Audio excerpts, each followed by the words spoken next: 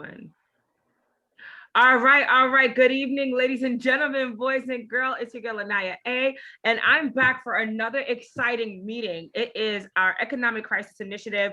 It is Wednesday, the 10th of March, and tonight we have some new faces in the place, which I'm so excited about, and we are here to literally educate and empower the community. And tonight we're taking a little bit of a different stance because of the fact that we are tackling some issues when it comes to politics as well as discretionary funds and things of that nature. It is a blessing to know that I have my social justice leaders right on with me, those that care about the movement and who can help us keep some of these people accountable. We're going to get to it in a moment, but for now, I would love to introduce the panel that we have already, the people of the National Action Network, my family at NAN, who are joining us tonight. So who wants to go first?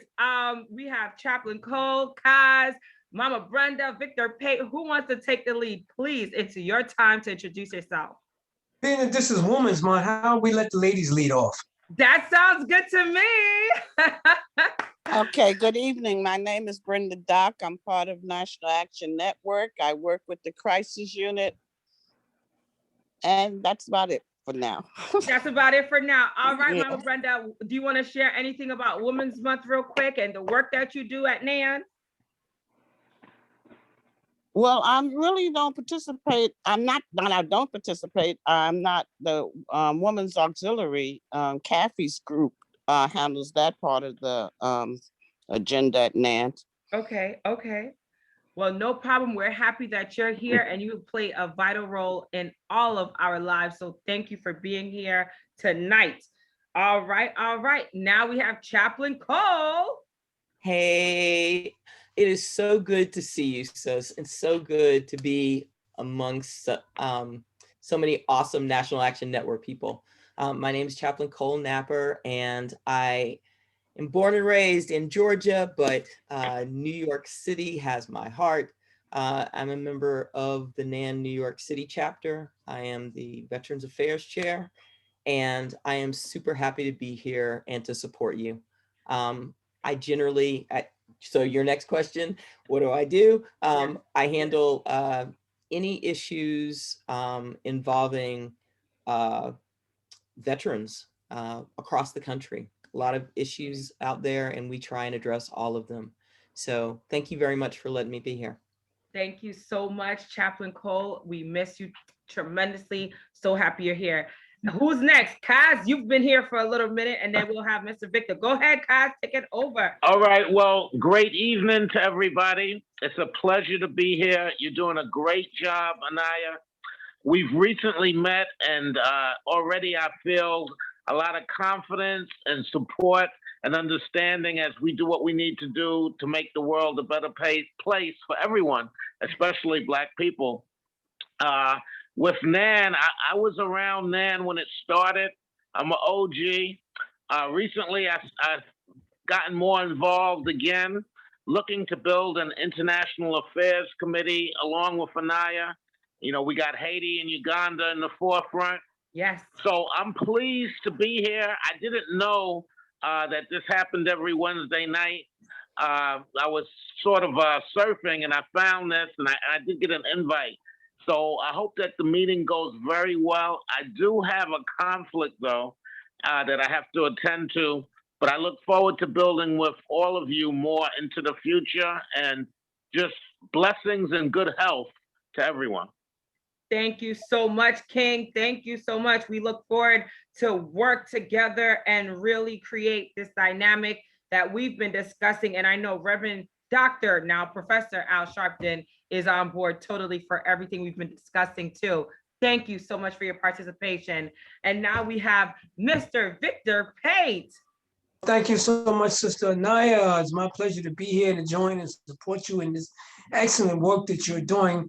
And I really struggled to get over here because I was on another Zoom conference. Of course, I'll be on conference until 10 o'clock tonight, but I wanted to make sure I stop by and support you. So my name is Victor Pate. I'm the chairperson of the National Action Network Second Chance Committee, which is a committee that assists the formerly incarcerated men and women as they transition from incarceration back to community, as well as assisting the families of those that are incarcerated with various resources they may need to assist their loved ones when they return to our community. So, and in addition to that, I work in the criminal justice arena. I'm a New York statewide organizer. My campaign is the Halt Solitary Confinement campaign, where we're ending and working towards a bill to be passed to end solitary confinement in New York State prisons and jails, as well as working on ending solitary in our local jails in New York City. I love it. I love it. Thank you so much, Victor Pate.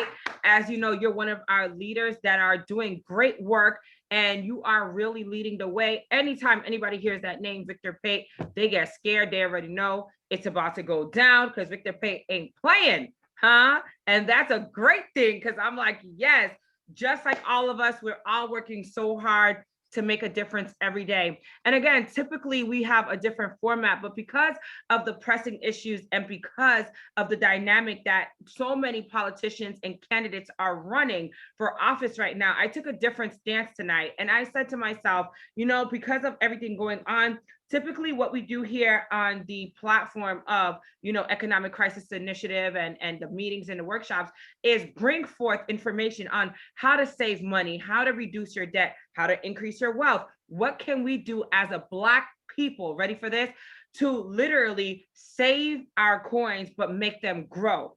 I've been saving money in mutual funds in the stock market for a number of years. And this is kind of how this platform started. When I realized that I was at a lack because I didn't understand how this money game works, I said, you know what? Let's see how this thing works. Let's talk to some people in this game and let's really find out if the leaders of the stock market, the financial advisors, the real estate brokers, etc., would come on and join us. And you know what? All I had to do was ask. And since then, we've had a tremendous rapport with different people in our communities, and they have joined us on a number of platforms. And tonight, the reason why this stance is a little different, and as you all know, we are in a new election cycle. And for those that are watching on Facebook and Instagram, welcome to the platform of the Economic Crisis Initiative. Again, it's a little bit different. Sorry, I have a wild little pup in the background. I see Chaplain Cole's kitty. We are pet lovers here. Hi, kitty. Welcome. Hey, cutie. I'm glad my puppy can't see the kitty because he would get nuts.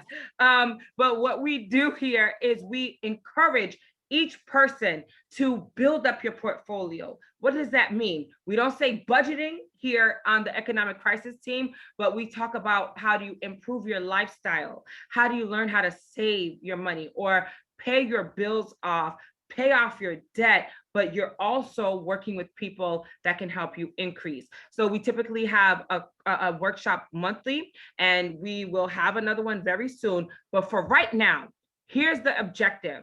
We have a new election cycle where almost every seat will be turned over in New York City. I know, Chaplain Cole, you're back down in Atlanta. I don't know what's going on politically there, but we have an issue with the leaders of our community who do not give us access to discretionary funds, who do not show us the way as to how we can improve our lifestyles and, ready for this, support our businesses, whether they're small businesses, whether they're businesses that have been in place for a number of years, or even things like community organizing or getting our block where it needs to be. There is money out there, Cole. You're shaking your head, Chaplain. You already know. We're not playing with them. We're holding them accountable. And what happened is, and the reason why this is so important for me is because I just led the way for a major press conference in Brooklyn, even outside of my borough, to say enough is enough.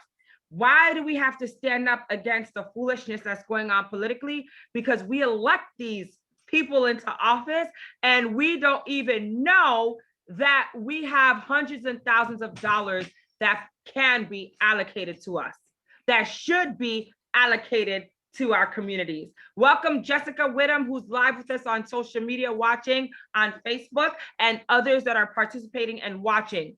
So at this time, before we get into some of the funding and some of the information that I have for all of you tonight, I would like to hear from you. Number one, have you heard of discretionary funding? And number two, have you felt like we have been at a disadvantage when it comes to our political leaders and the monies that should be allocated to us? And upon us answering some of those questions, we'll move right on through this program. Anybody want to answer or share their thoughts?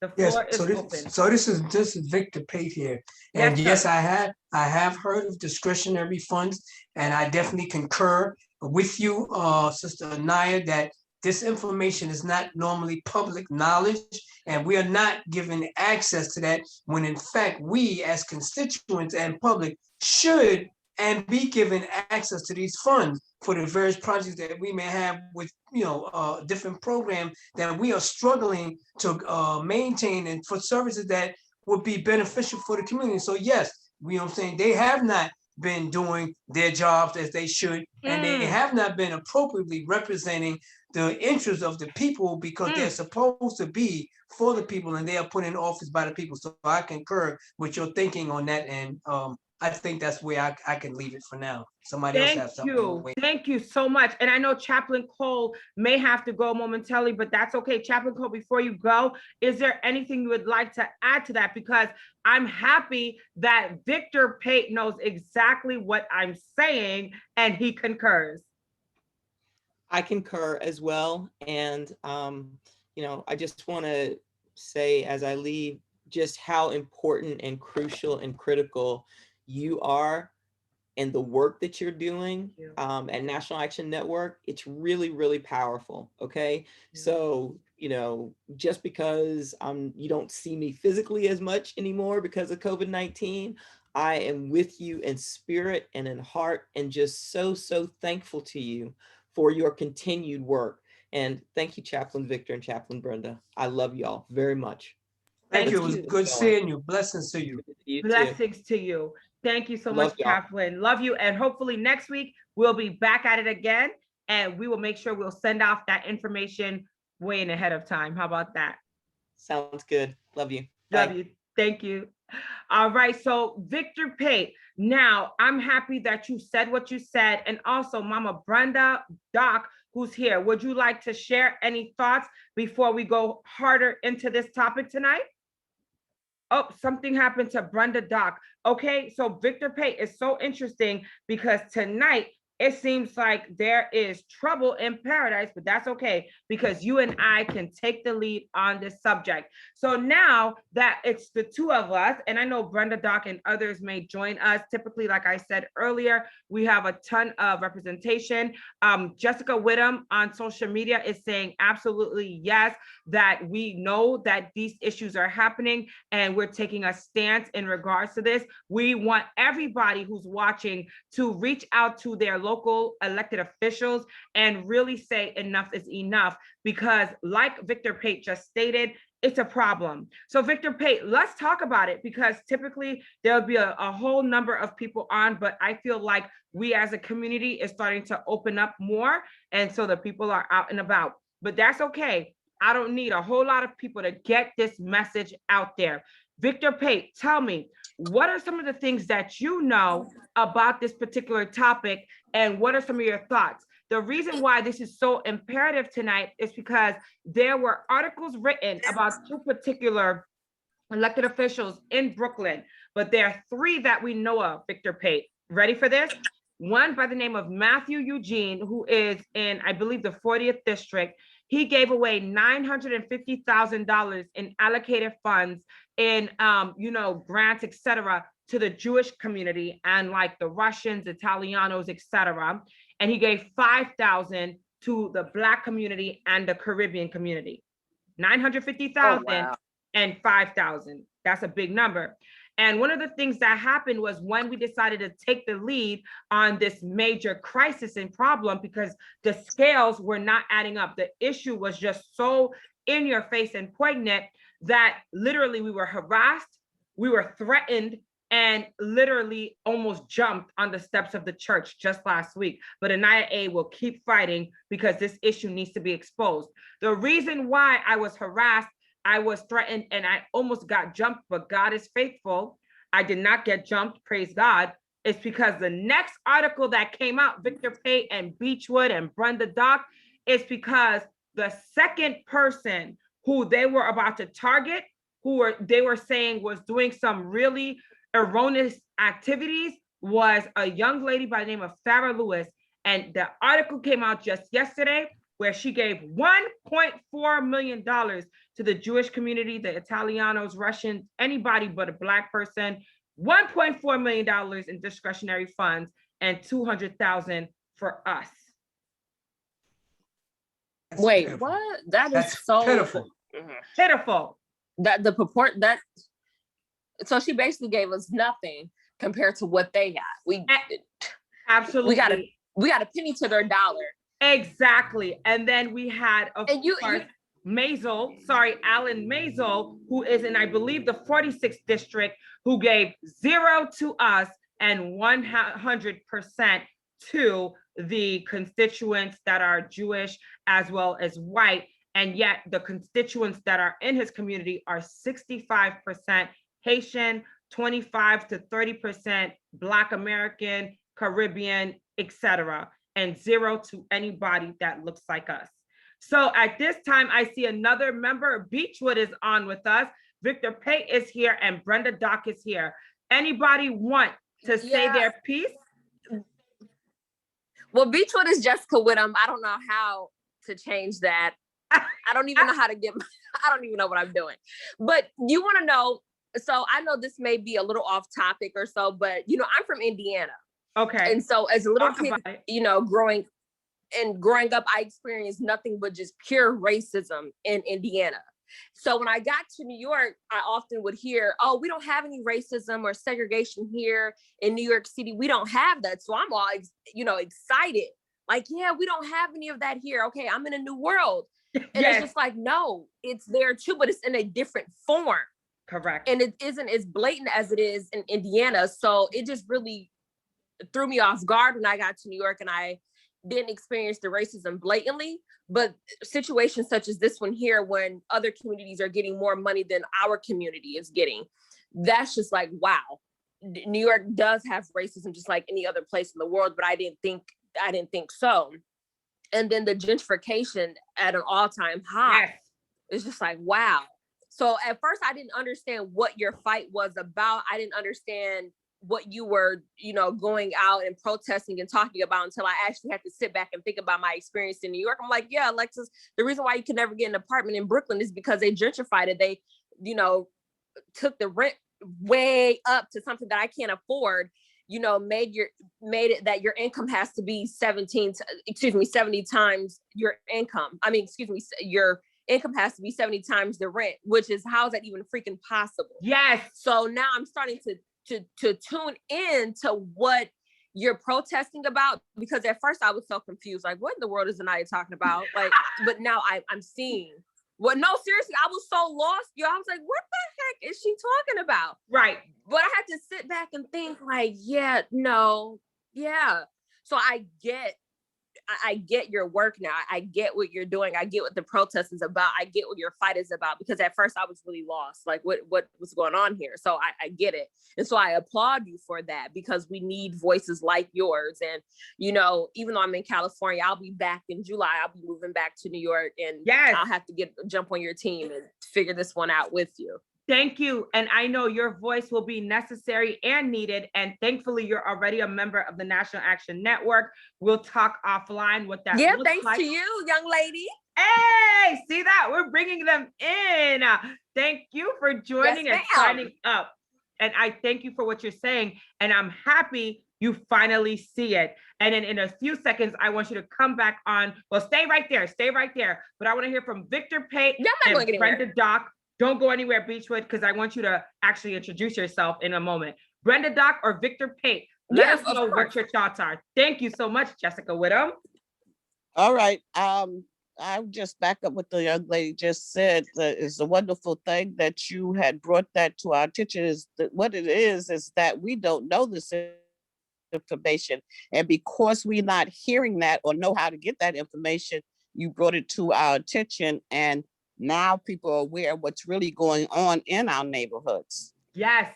And because of not knowing things that we get left behind and don't get what we're supposed to get in our neighborhoods.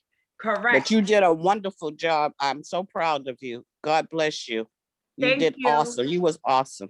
Thank you so much. And I appreciate you. And for you, Mama Brenda, I would like to hear from you as to how you think it affects us psychologically, financially, emotionally, all the leads when you hear these type of figures. 1.4 million for one group, and then 200,000 for us, or even crazier, 950,000 for one group, and then 5,000 for us. How do you feel when you hear those type of numbers?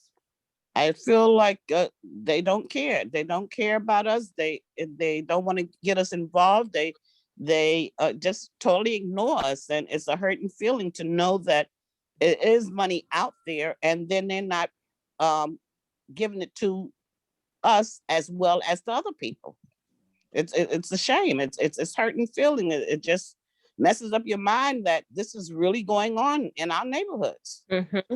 Mm-hmm. Mm-hmm. Absolutely. Mm-hmm. And can I say something to that, Mrs. Brenda? Yes. A part of that, and this is me not even trying to be funny, is a part of us not knowing. But then when we do know, we don't always act on it. So, but because we don't act on it, they're like, oh, well, since they don't care, why should we? Let's take the money and disperse it someplace else. So I think that plays a role. You're right.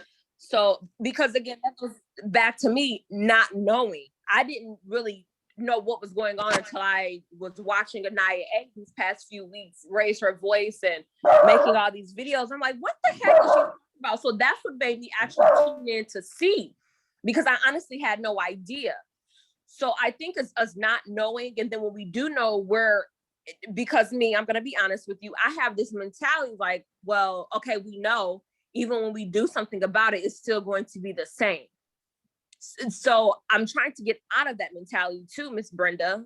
Well, you and a lot of more, like myself, we have to get out of that and join people like AniYa to keep this thing going and keep it open. Let them people know we're out there and we're speaking up for ourselves, because that's what we don't do. We just let them do what they do and we don't get involved. To let them know that we're understand what they have and what we should be getting, and we're not getting it. And now she's bringing it to our attention, and we need to come aboard with her. You all keep talking, so, Victor Pate. I would love for you to answer as well. Hold that thought, Jessica Whittam. I'm going to put the pup away because he's acting out of pocket. Victor Pate, what are your thoughts? And I'll come right back with some of the things that we are doing to really dispel and change this narrative for our community. Hold your thought, Jessica Whittam. Victor Pate, you're on. Thank you so much, and thank you, Sister Beechwood and Sister Brenda Docs. I guess what I always like to do is take a view of the field. When I say taking a view of the field, I look at the multi-causality of the problems that put us in the positions that we are, and or give us access or lack thereof. For me, when I look at the root causes of a situation where you're talking about lack of access, a lack of distribution equitably of funding and access to fund, I look at who is sitting in those seats, who have control and discretion as to who gets and who does not get. Then I have to go a little bit further than that and look at how did they get where they are. And for me, it's so important when we look at the roots of the problems that we have and who is sitting in those seats, who have control over those things. It is the people who elected these people, who put these people in these seats. Well, guess what? We put them in, we need to be putting them out.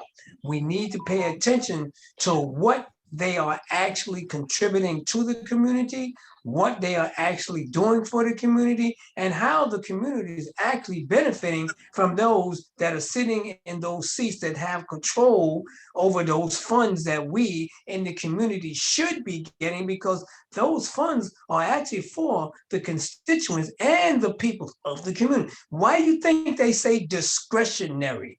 And for all you Webster Dictionary people, you know what discretionary means. Whoever decides who needs the money, who should get it, where it should get it, and what it's going to be used for. So we have to pay attention, you know what I'm saying, to situations when we're talking about, access to funds and how they're giving out the funding to the people. My thing is that if they're not doing something for the community, that means that they're actually not for the community. And who do they really have allegiance to when, as you pointed out, Sister Naya, and thank you for that information, those numbers, who's getting that money? How come we ain't getting that money? How come our communities are hurting? How come our community don't have the programs that we should be having in our community to helping our community, our youngsters, our seniors, the housing, all of the things that we should have in our community, but because of the fact that monies are being sent in other directions that do not benefit the people in our community, then we need to get those people out that have control, and we as people in the community need to be taking control of this money, and we need to be in these seats that control the money in our communities.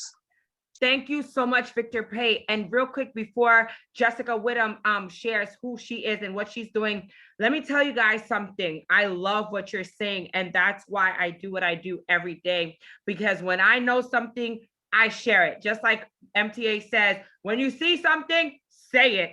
That's AniYa. So the hatred, the problems can come, but just like Rosa Parks sat, we can now stand up and sit wherever we want. Just like Dr. King had a dream, we can now not only dream, but live out that dream and that vision. Just like Malcolm X said, by any means necessary, that's exactly what we're gonna do. And when I found out that this was happening in our communities. Ladies and gentlemen, boys and girls, I'm not sure when you're gonna see this because some people are on live now, other people will watch this at their leisure. Understand that it felt like a dagger was being penetrated into my heart and in my soul. We've heard of certain elected officials and candidates who are running for office that they make these under the table deals, behind the door, closed door deals, or what have you. But to see it in black and white, to see it literally live, it was literally heartbreaking. Because we look at our communities and we wonder why we're always at a deficit. And I loved what you said, Victor. The reason why these communities continue to prosper and there continue to be the elected officials or even the attorneys that put our young Black men behind the closed doors of prisons, there are the attorneys and the judges and all of the staff that comes together to prosecute us in our own backyard. It's because they get those discretionary funds to put them through school, to lock us up. And here's the caveat. Let me calm down. The caveat is this. We pay those taxpayer dollars for them to do this. We are paying into our own demise. Right? And so absolutely, when I looked at the bigger picture, that's why I'm raising hell, because I analyzed it. I don't know if you guys know, but I studied psychology and I have a background in public relations. I have a slew of degrees and accolades and achievements and awards, but I don't post all that crap all the time because that means nothing unless you're doing something about it. When I analyzed the circumstance and the situation we're in, and I looked at Becky down the street with her posh apartment on the west side, Upper West Side, and I saw that, Mr. Shabbat, had his law firm that was functioning at 150% versus Mr. Malcolm, who's functioning at -0%. And I was like, why is this circumstance the way it is for us always? Why are we always struggling? And then this piece of information came out, and it was like light bulbs and firecrackers and a whole slew of other things started popping off in my head that made me understand why and how they get the assistance every day, fam. They get the funding to literally abuse us daily. And for those that are watching or may watch and say, well, AniYa A, your people do not know how the system works, and you should be more privy to learning and to mastering what these other communities have. Well, that's interesting that you may say that. However, I want you to think about this analogy, and then I will let Jessica speak. Think about it like this. The same person that starts the fire is the same person that we must call to put out the flames at the police department, because they're the only ones with the damn hose. And they won't share that information with us anyway. They're going to keep it away from us anyhow. So how can we get it from them? Thank you. And they write the laws, and they're the ones who create the dynamic. So therefore, we're always going to be at the bottom of the totem pole, but not anymore, honey. Not if AniYa A has something to do with it, and her whole entire community and people like yourselves. Jessica Whittam, aka Alexis, aka Beechwood, please share who you are and a little bit about you. Introduce yourself at this time, please, sister, because we're about to get down to some nitty gritty tonight. Yes, of course. Well, my real name is actually Alexis Hardman, and I currently live in Los Angeles, California. I'm a student at the Los Angeles Film School. I study film and music. And and then I'm in the process of, operating my own film and music production company. Which is called what, please, ma'am? Purple Dimple Dream Productions. And then like I well, thank you very much. I appreciate it. But I'm all into what it is that you are wanting to discuss, and the changes that you are wanting to make, because, me being young and seeing a lot of the issues that we're having today, actually not too long ago, maybe 3 years ago, a little bit longer than that. A couple years ago, my friend and I were discussing whether or not we should vote. And I always say yes for two reasons. One, because of my ancestors, but two, I feel as if my vote can make a difference determining who is in office and who isn't in office. And my friend said to me, well, we make the effort to go out and vote, and no matter who we vote for, we're going to always have a devil in the office. And lately, I feel as if that sometimes our vote does not necessarily matter, because no matter who is in office, it seems to always be held that we as Black people, or not even just Black people, the minority race, we seem to still be at a disadvantage of everything. And then I had to think about it. Well, this is not a country that's really operated by us. They're the ones that's operating the country. So, and Absolutely. Them not liking us. So of course, because they're operating the country and they're not liking us, of course, most of the time we're going to be at a disadvantage. And because we're at a disadvantage, that goes back to what you said earlier. They write out these laws and they write out these policies to make it hard for those who are at a disadvantage to progress, to become better. So half and half of it goes towards the politics, and then it goes to us as a community as well. So that is how I look at it, as far as everything that I'm understanding from you. Thank you. And you know what? You're absolutely right in everything you said. Congratulations again on being a small business owner that will be a big business very soon. If I have anything to do with it, we will make it a big business. That's what we do. Okay, let's start there. Thank you. You're welcome, baby. Thank you. And then, of course, she is now a member of the National Action Network. So Mama and Mr. Victor, we have to embrace her when she comes back into town, which will be over the summer in just a few months. So I wanted to welcome. Yeah, thank you. Well, thank you. I appreciate it. And I wanted to definitely piggyback off of both statements. See what's happened. And Victor, matter of fact, Victor, why don't you take the lead in regards to what she just stated, how we are always at a disadvantage, Victor Pate, because I want also you to share more about Halt Solitary, and all the work that you do, and help us understand how you've overcome so much and why you keep pushing. But again, she made a very great point here in saying that they don't want us to know. And I feel like you understand that plight very well, Victor Pate. And thank you. Alexis, is it? Yes, it is Alexis. I mean, do you want us to call you Alexis? I heard, and let me tell you, I heard quite a few names, and yes! I'm trying to figure out which one do she want us to call her. So I'll say Alexis. And thank you, fellow comrade in the National Action Network. I look forward to meeting you. Yeah. So you said some very. Yeah, some very, very, significant and really profound things. And coming from younger generation, it's good to hear somebody that can articulate what you have articulated and that have the insight that you have, because that's exactly right on point in terms of keeping us out of opportunities, and how if you look systemically across the board in each component of our life and the things that we need in our life, you will find that the people of color and indigenous people are the people who benefit the less of the system and the benefits of the system. And we are the ones that suffer the most adversity of the system and what the system has for us and that has been having for us.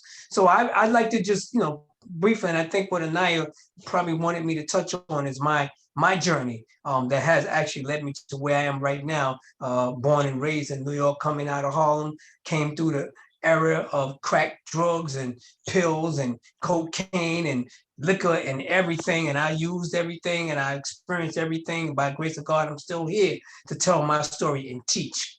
So who I was yesterday makes no difference. It's who I am today, and what I contribute to life is what's important. So absolutely. The system is designed, let me speak about prison industrial complex, because I heard you speak a little bit about the laws. And the laws was never designed with us in mind. The Constitution was never composed with us in mind, nor was it designed for us to be able to benefit.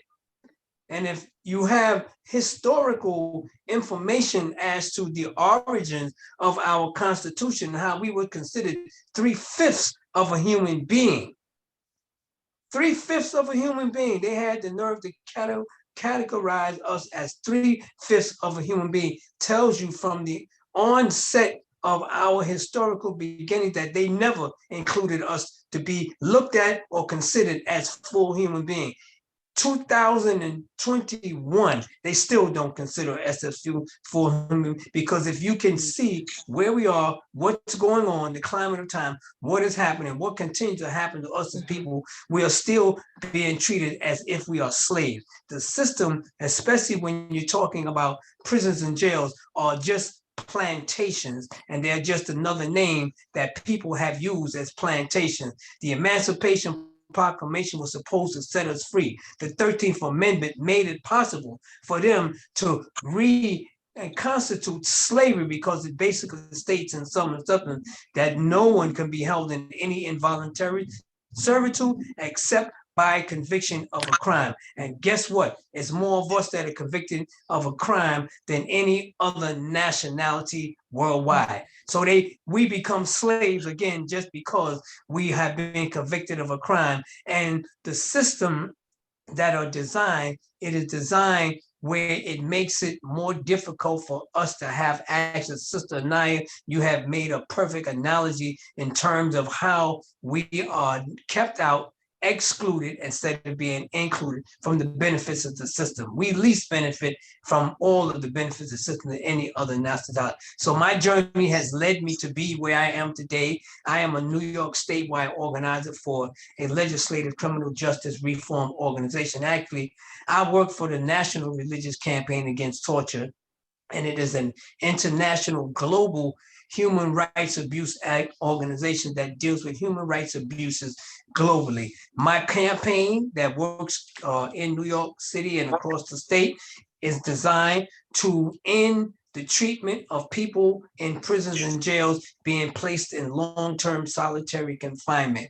And we have a bill that is pending in our legislature right now. Hopefully within the next couple of weeks, we will be successful in getting this bill passed. We've been working on this bill for 8 years, but more or less my journey that has led me to do the work that I do is as a result directly of my impactfulness by being incarcerated in these plantations over 15 years of my life until the light came on and I became a little bit more conscious as to what the system was designed to do. And then I began to become aware that I no longer wanted to be a commodity. Our prison system is an $85 billion a year enterprise. They get $50,000 to $60,000 for each person that are in our prisons and jails. When you look at the sentencing laws and how disproportionate, we get the most amount of time in prisons and jail than any other nationality. Well, they are becoming mega millionaires off of our Black and brown bodies. So being aware of what the system is designed to do, being aware of the pitfalls that is designed systemically, being aware of what we as a people need to do in order to raise ourselves up, not by your bootstraps, because you can get a pair of boots to even lift yourself up. So don't think about the bootstrap. You need to learn to lift your spirit up. You need to learn to lift your mind up, because an informed mind is important for us to be aware of what we need to do as a people, collectively and together. And for forums even like this here is what we need to do more of. We need to educate. We need to teach our youth. We need to explain to them what the system is, how it's designed, and how to keep them from winding up on these plantations. Because believe me, systemic racism is alive and well. Discrimination is alive and well. When you seen what happened at that fiasco when Trump was in office or wasn't out of office, and what they did at the White House should have been a real eye-opening and awakening for all of us. So all I'm saying is that now is the time to rise. Now is time to be informed. And people that are conscious need to teach people to become conscious. We have a duty to ourselves and to our community to uplift, teach, educate, empower, and inspire. Sister AniYa and the rest of you sisters are definitely epitome of those who are doing it. And I'm so honored to be a part of this here. Absolutely. And is it okay that I say something to that, Mr. Pate? Yes, sister. Yes, because tonight is our night to educate, empower, and inform the people, because I will give you more statistics and what we're doing to spread this knowledge. But I want to hear from you tonight. So go ahead, sister. So I watched this TV series on Hulu. It's called Snowfall. It's a television series based in South Central Los Angeles back in the 80s and the 90s. And it just shows how Black people were basically how the Black communities were basically taken over by drugs. And I was sitting there last week watching it, and I said, you know what? The government has really set us up, because here it is. We had these 400 plus years of slavery. Then we had the segregation in the civil rights era. And here it is, Dr. King was killed in 1968. And then I thought about it. I said, that was just a few years before my mother was born. And right after Dr. King was assassinated in 1968, here it is, we have the 70s. They put drugs in our communities in the 70s, and the crack era in the 80s. And then in the 90s, we had the weapons of mass destruction. And then we just have the 2000s where, again, still weapons of mass destruction and drugs. And I'm just like, they set us up extremely well. They made us comfortable. From what I've been getting, just doing a lot of analyzation of our community, we really have never had anything here in America. And what I'm so confused, I'm so confused as to how is it my grandparents' era, Black people did much better as far as having their own businesses and economically better then than what we are now. I'm so confused as to how is that so when we have more opportunities today than what we did then. So I'm so confused by that. So when I hear you say that, Mr. Pate, I'm like, you're absolutely right, but I'm still confused as to what in the world has happened. Do you guys understand my question? Absolutely. Or did I not really? And I wanted to. I do. Go ahead, Victor Pate. Go ahead. You could piggyback off of that for No, sure. I want to give you platform. You know, I want to give the ladies like this ladies month. I'm a fall. Thank you. No. Well, I will say this. One of the things that happened is they were able to break our psyche and they were able to break our communities. And I know this to be true because of things like, I say this often, you might have heard me talk about, things like the Black Wall Street and what they did to dismember us, break down our spirit, come in there and act as if we were doing something wrong, only to take over our territory and sabotage us. And that was just one thing. Then we also had things like Wilmington on Fire. Then we had things like Emmett Till. Thank you so much for joining us. Those that are joining us, I need more people to join us. Share on your platform, because we're going to go right from this platform to the AniYa show tonight. We're not stopping. We're going hard tonight. So one of the things that happened is they realized, right? Again, conquer and divide. Mm-hmm. They started to implement, people that were not for us for real, or they would say things like a white woman was raped or she was, touched, and white women had all the power then they would be able to literally break our spirit by burning up or killing a little Black boy in front of all of us. Although we technically had our freedoms and things of that nature, but what they constantly did, just like with the Black men, is they would cut off the Black man's penises and balls. And I'm getting graphic tonight because I want to paint a picture tonight, because I typically don't get this raw. But when you take us for granted over and over, and when you take $1.4 million and act as if we got it already when we don't, and when you continuously make us to look foolish because you say Negroes can't do nothing, that is a lie. So what I want to show is that they have utilized this power that they established to kill off our spirit little by little. So when you say things like this, how is it possible that in the 20s, the 70s, the 60s, that the Black people had so much that they had going on, then all of a sudden things started to decline at such a massive rate? Well, just like Mr. Victor Pate is talking about, right? They know that if they start to come through our communities and do these mass incarcerations, they come through and they make these fraudulent cases like, this Black boy, jumped the turnstile and we had to pin him down and we had to find the crack in his pocket or find the drugs on him or find the gun on him, when typically he may not even had anything and it was planted. These are the little things that they would do that would cause a ripple effect in our communities that literally made it worse and worse daily for us to get anything. And while, ready for this, because I have to speak my truth to power. Welcome to our new members that are coming back on tonight. I'm hyped up, guys. While, okay, Tani, I'm going to give you guys a chance to speak in a moment. While they would do those type of things and arrest our Black boys and separate the Black family, as we knew, they introduced things like welfare. Black men can't live in the family because now we can't give the Black mama assistance. How is that possible when the Black woman and the Black man built this country? And you mean to tell us you have to separate us to give us a little bit of the piece of the American pie, although we baked the pie? But okay.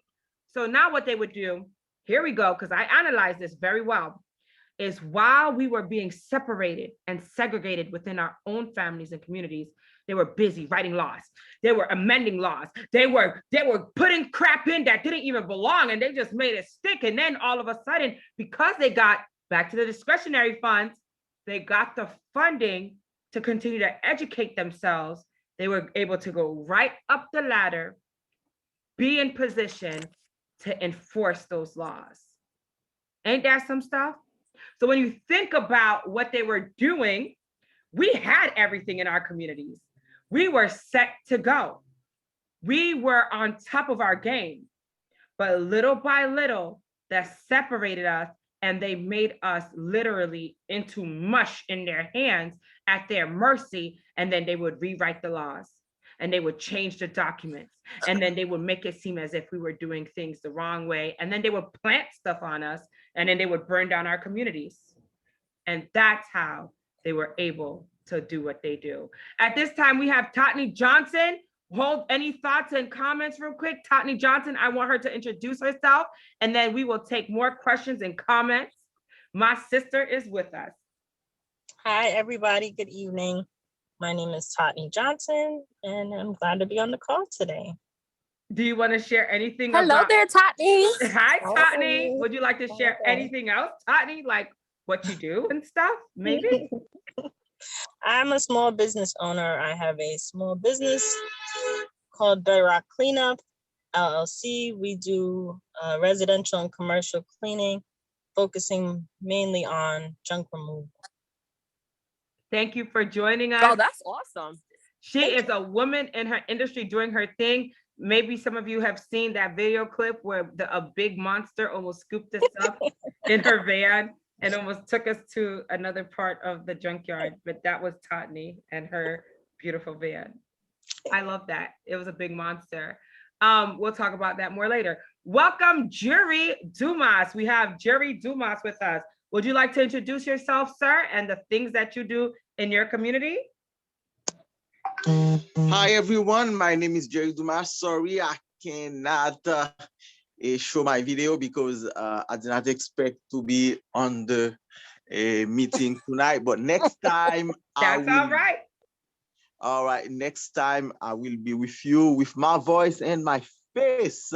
Hi again, everyone. My name is Jerry Dumas. I am Asian. I was working into the Asian community, but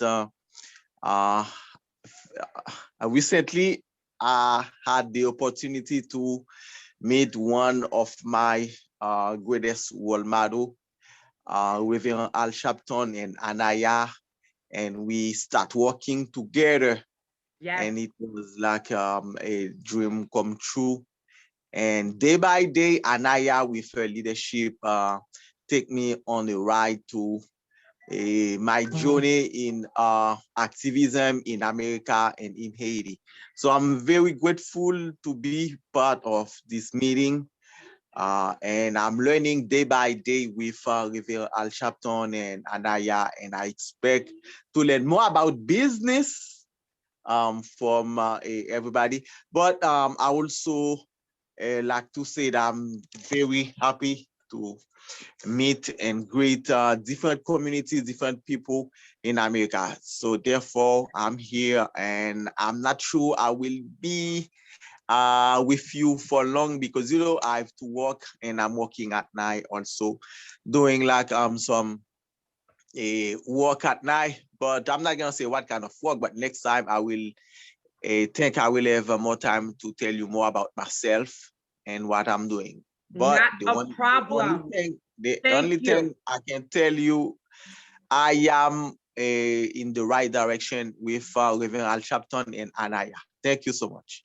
Thank you. I commend you for coming on, and I know you're busy working. I know all of you are busy working, and that's the beauty of social media, as well as having this multitude of platforms available to us, because we could jump in and out of conversations and meetings all day. Welcome to those that are watching live on Facebook. Anthony Beckford, join us this evening. I would love to hear from you this evening because you know exactly what this topic is. Mimi is here. Wow. Mimi is jumping in. I'm so happy the crew is finally getting together. When the weather gets nice, everybody gets busy, but that's okay. I love it. Mimi is on. Before I say anything else, Mimi, would you like to introduce yourself or reintroduce yourself? My name is O-B-H to the... Okay, sorry. Mimi, are you there? Hi, guys. Yes, can you hear me? Yes, we can, beautiful. Hi, everyone. So sorry I'm so late. It's been a crazy busy day, but I'm here in Toronto.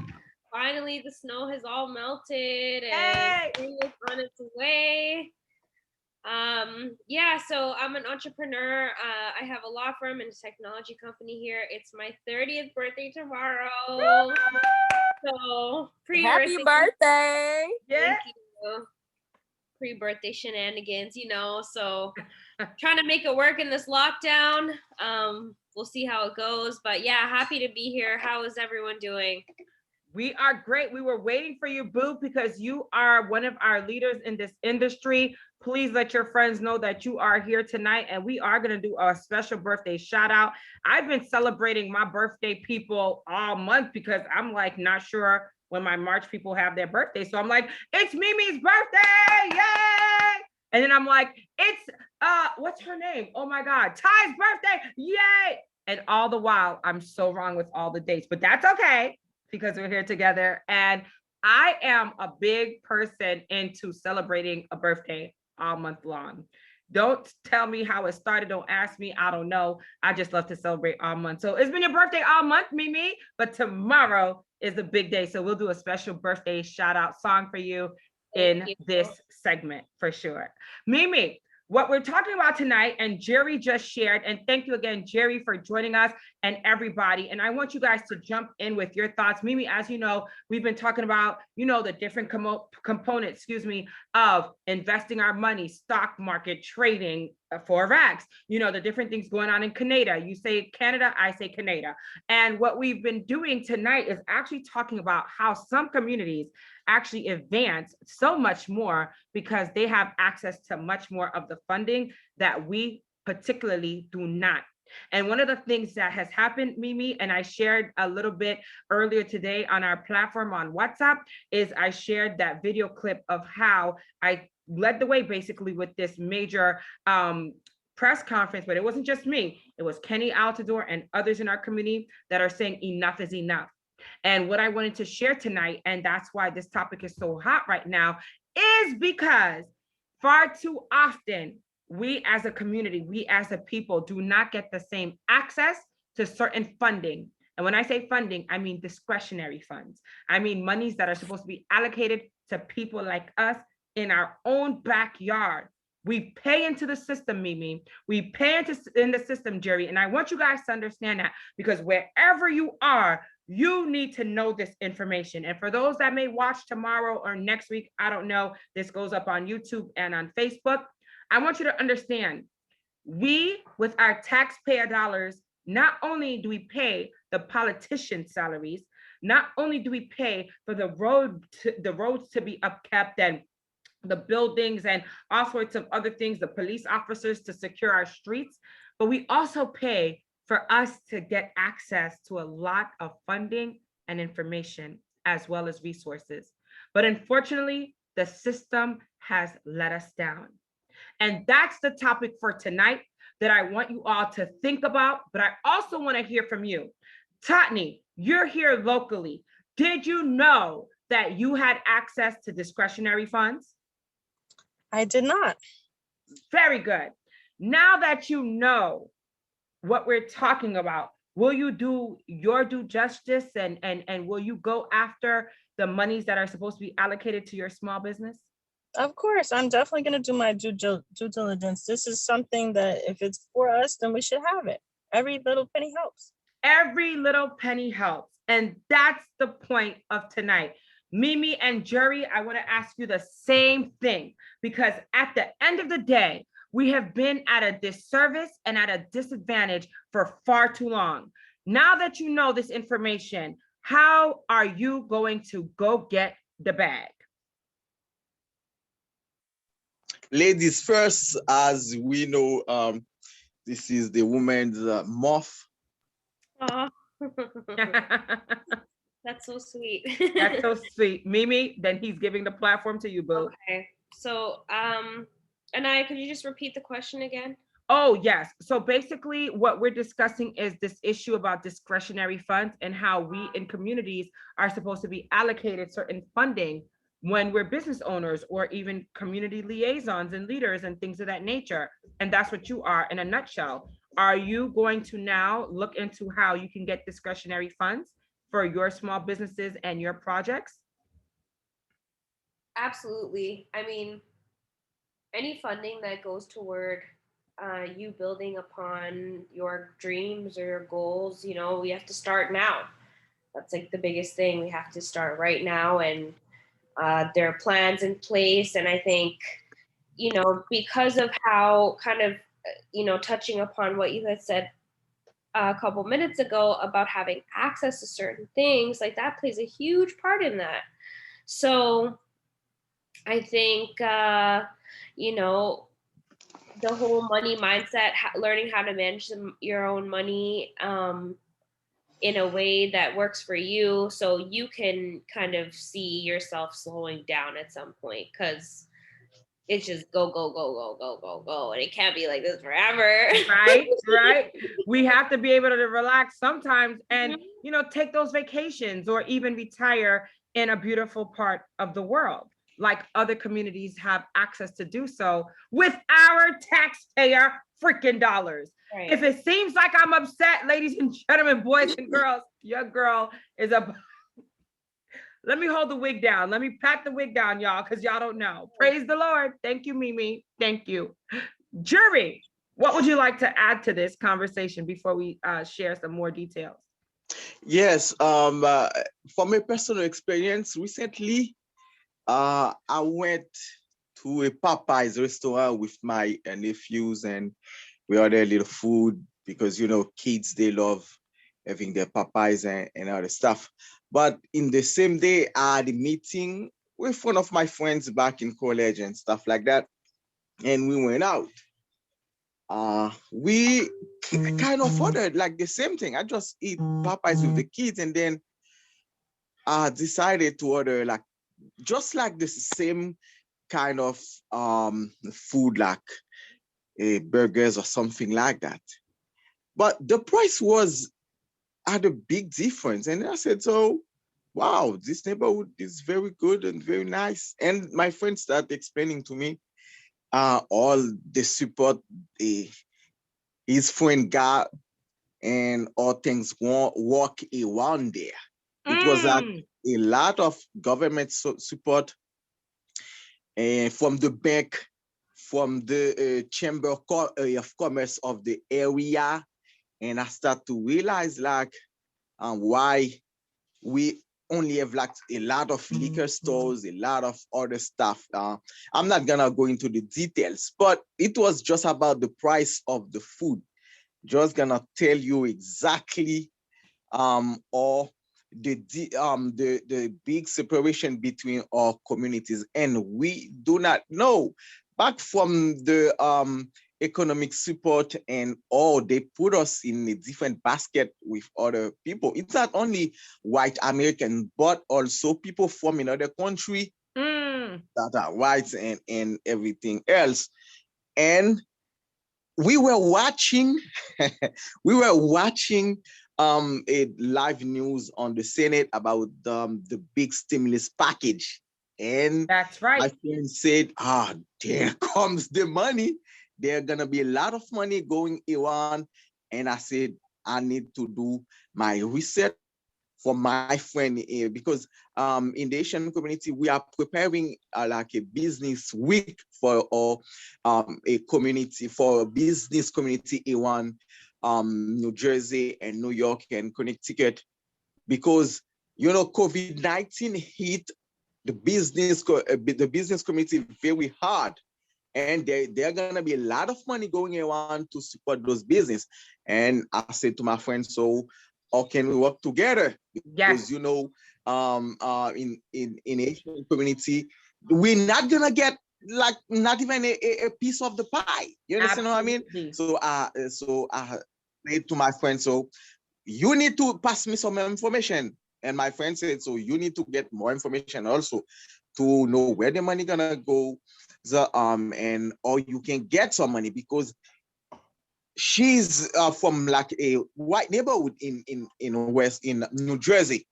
I'm not gonna say there is West Caldwell, West Orange, and all those area who the money of politician helping their communities, but African American communities, Asian communities, and Caribbean communities, they do not have the inside information. That's if their right. business is going down, they're gonna say, oh my God, they're gonna pray. The biggest, I'm not saying that to put them down, but the first thing they're gonna go, we're gonna pray, we're gonna go in on our family. They're not gonna go to the bank and ask for more information.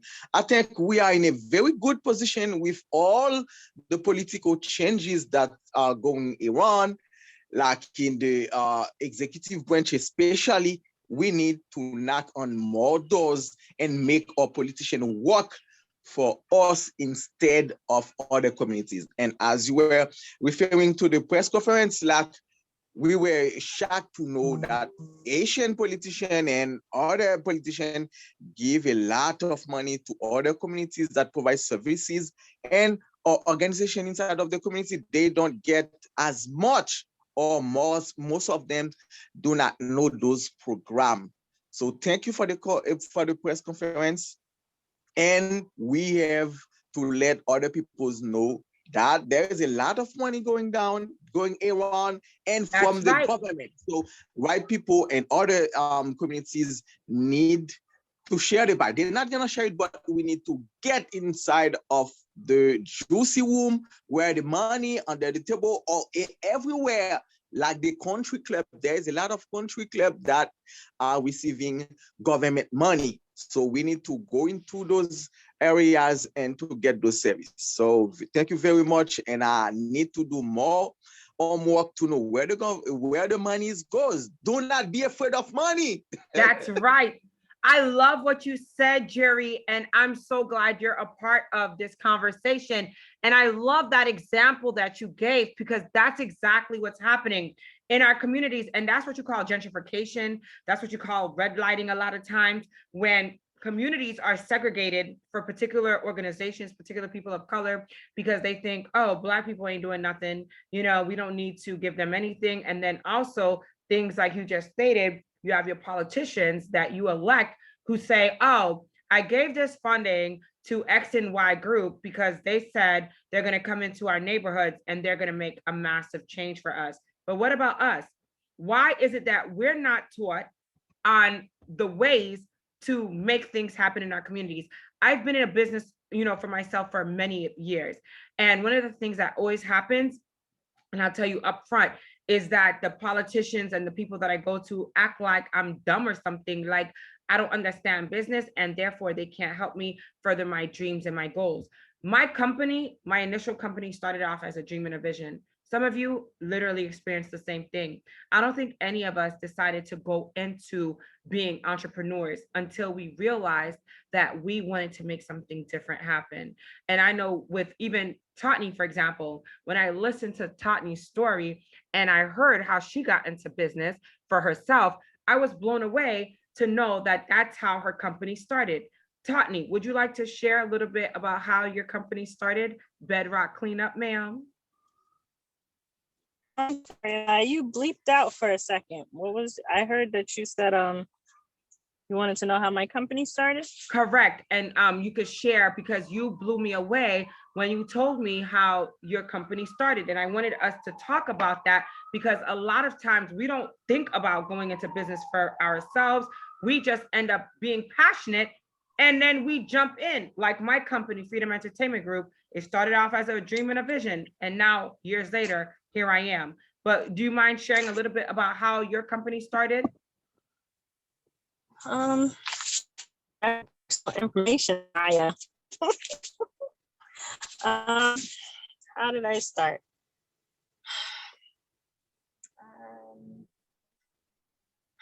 It's a long story, but the quick version is I worked as a home health aide, and as a home health aide, you end up in a lot of people's houses, and I'm trying not to incriminate myself. Just bear with me, guys. No. Just do the short version, Tottenham. I don't want you to go to jail. Oh my God. So HHA, you do light housekeeping. So what happened was I was doing a lot of light housekeeping, and people ended up referring me to their friends. And a lot of their friends, I'm sorry, Can you still see me? Because my camera just went off. Yeah, but you're breaking in and out. Okay, I can see you a little bit. Are you okay? Okay, perfect.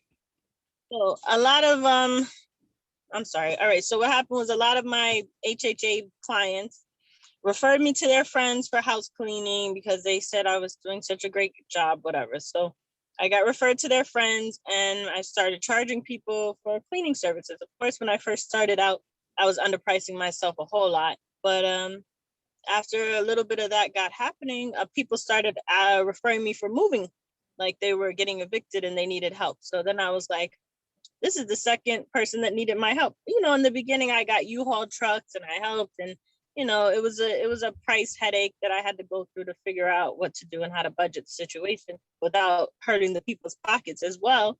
Right. But eventually, I said, you know, let me buy this truck, let me buy a van, let me get something, and I came across a van, and the money was right, situation was right, the opportunity was there. I bought the van. And I just started, at first it was just my siblings, my brother, you know, would come out and help me. And I actually got advice from someone else to start doing foreclosed cleanouts. It's when a property is abandoned and the real estate brokers need to sell it. So they'll hire us to come out and clean out whatever was left behind. So I had got a push in that direction, and that was the direction I had started going with that. But that had kind of slowed down. So I just started doing move in, move out cleaning. And then I got into the junk removal, and then it was like scrap came up, and then here I am. And the reason why I had you share that with everybody, thank you again so much for sharing that, because I wouldn't be able to put it into the words that you just shared, is because of this reason here. Many of us get into business because there's a need. There's something that we see that we can achieve by doing it ourselves, or we dream of an idea or what have you, because a lot of us are very creative beings. And with Tottenham's story, the reason why it compelled me so much was because she literally found a niche and she went for it. And she decided to start this company after getting all this, you know, all these requests, right, to do certain things. And that's what I love about Tottenham's story, because now she's a fully functioning business off of what seemed to be very like light work or menial work or what have you. And this sister turned that moment, those moments, into a corporation. She got a van. She was able to move around. She was able to do certain things that a lot of people are not able to do, but she had a vision and she went for it. So why do I share those things? That is what a lot of our stories are as Black people. We have a vision. And I'm sorry, let me just interject real quick, because I don't want anybody to get the wrong idea. It was a lot of hard work, a lot of mistakes, a lot of up and down. There was no, oh, let me just buy in and start. I know that part, Tati. I'm sorry. Go ahead, girl. Tell your story. I was just trying to make it cute. Go ahead, Tati. You're breaking. It was a lot. I had to get insurance. I had to get a lot. It wasn't just, oh, snap my fingers, van work. Even now, sometimes the work is not as consistent as it should be. Right. So it took a lot, that workers' comp and payroll, insurance. It was a whole lot of stuff I had to go through and figure out and maneuver through before I even got to this point. And I'm not at no amazing level. I'm still very basic and minor, but it's good, you know. I love you, Tottenham. I didn't want to make any light of your circumstance for anybody watching. I didn't want to make it seem like it was so easy, Tottenham. That's not what my point was. But okay, thank you for sharing. I love her. I don't know if you guys could tell, but like, we're like those sisters that we re-met in another lifetime type deal. That's Tottenham and AniYa, okay? Because she will keep me in check. But anyway, I feel like you guys get my point at this point. And that's what I wanted to share, that it's not easy for any of us, I guess. And we have to keep on pushing and try our very best as business owners to go get what we need. And Mimi, same thing. Mimi has several companies that she operates. Matter of fact, I have some of the lip color on that her company provides. And Mimi has a similar story, how she started her company. Mimi, do you want to share how you started your entity? And for everybody watching, I want you all to be inspired tonight. Know that it's going to be hard work, but we can do this. And we need to go get this discretionary fund stuff, as well as the PPP and anything to keep our businesses going. Go ahead, Miss Mimi, talk to us. Well, thank you so much. And Patney, your story was really inspiring. Congratulations on all your success and like best of luck for the future. Oh, thank you. Thank you. So yeah, I first started my first company actually in New York. We started a SEO and online marketing company. This was back in 2013. That's right. And we focused on, Google AdWords. We were helping businesses rank on Google, also Bing, Yahoo. People were still using those a little bit back in the day. Definitely not as much anymore. But yeah, fast forward a couple years, I decided to go back to school. I got my accreditation at the Law Society, and I knew I was going to be opening my firm right away. So, with certain completion, like with the completion of my exam and opening up my firm, there was a lot of responsibility. I truly, honestly didn't make any money with a law firm for the first 2 years. It was really difficult to just solidify our office and our team and what exactly we're going to focus on. So we looked into our community for assistance. We were applying for certain grants, funding, any sort of relief, because we wanted to have affordable access for legal services. That was our strongest why. It was a partner of mine. She's now retired. But she really that was really one of her goals, and that's what we got to accomplish. And like through that mentorship, through that learning with her, because she had been in the legal industry for 15 plus years, I learned so much, so it was only until this really before the pandemic hit, I had started an online business. I had it working for me. I was using the products. I was happy with it. And then it really took for the pandemic to hit for me to realize, we're so dependent on so many systems working for us to really carry out our jobs, our duties. So I can say without even just what we have available right now for Canadians, the Canada Revenue benefit that they have set up for us, like it's been super helpful for so many people that I know. People have actually taken that money and reinvested it into starting an online business, having something that's going to give them a return on investment. What's hot right now, what's really going to happen, what can we predict in the next 5 years? Well, I can tell you this, we're moving in, we have changed into a technological world. 3 main areas is artificial intelligence, blockchain technology, and what's the last one there? Virtual spaces. Yes.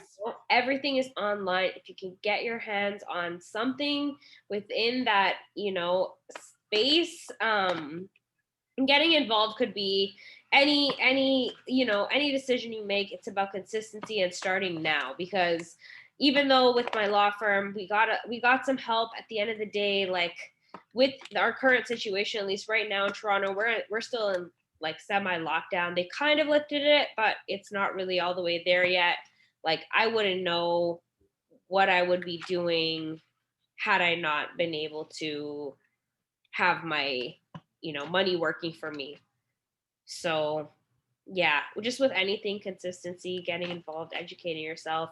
And I think resetting that like money mindset, because yes, we can, take funding and think, gosh, there's things available for us, but at the end of the day, like, we need to find a way to make something that we receive work for us. So That's right. we're not, you know, so we could essentially pass it on, you know, maybe help someone else in a capacity of maybe like investing or lending or, you know, giving advice or mentorship, you know, all these things. So it's what you make of it, and having a plan is absolutely necessary. I know with most of these programs, you do have to submit documentation and business plans, and there's check-ins and all that stuff, but just keeping yourself accountable, you know, setting aside some so you could make that grow, because until we're out of like that survival mode mentality, until you're at a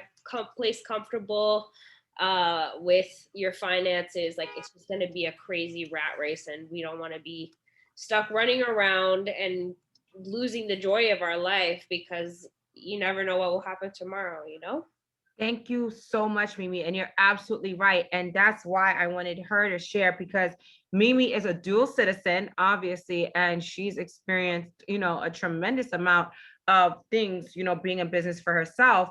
And yet she keeps surviving and thriving. And I love that about Mimi with all of her ideas. And she comes on faithfully with our platform. She is my sister and a leader in a number of industries. And before we end, I want you to give us some updates, Mimi, on what's going on economically. But at this time, Kenny Altador, I just mentioned Kenny Altador, and he has made a grand appearance. For those that have been seeing the footage, the interviews, the movement going on, and my right-hand man, well, I'm his right-hand girl, I guess, because I'm, you know, he's, you know, older than me and much more powerful than AniYa or whatever. Okay, cool, because he's super dope. Yes, Kenny Altador is with us. Kenny, I will take the back end because you are much cooler than AniYa. Kenny, thank you for joining us. We can't see you, but that's okay. Can you see us? Yeah, I can see you guys. I can see you guys. So Kenny, tell us who Can you see my face? Can you see my face? Yes, we can see your face. Kenny. Hello, everyone. Hello. Yes, they can see you now. Kenny, tell us who you are, and let's talk about this movement a little bit, Kenny, and what's going on tomorrow. So basically, I want to say hello to everyone here. Thanks to my partner AniYa. We've been doing amazing job in the back end. We've been working, you know, good together. And actually, we just had a press conference last week. So we're going to have a follow-up meeting with our leaders. I just hung up the phone. I was in a conference call, AniYa, doing some back end with pastors, leaders from our community. So we're going to meet up tomorrow to do a follow-up meeting to see how we could, you know, moving forward. Yeah. So basically, I know you already tell them the whole aspect. So that's pretty much it. Well, Kenny, one of the things I wanted you to share too is because we've been talking about this, is the fact that we are at such a disadvantage because we really don't know this information about discretionary funds and all this other stuff that we just now have been hit with. And one of the things that I love about Kenny, and I could say this publicly, privately, etc., is Kenny has the ability to go through these documents and really find out what's going on.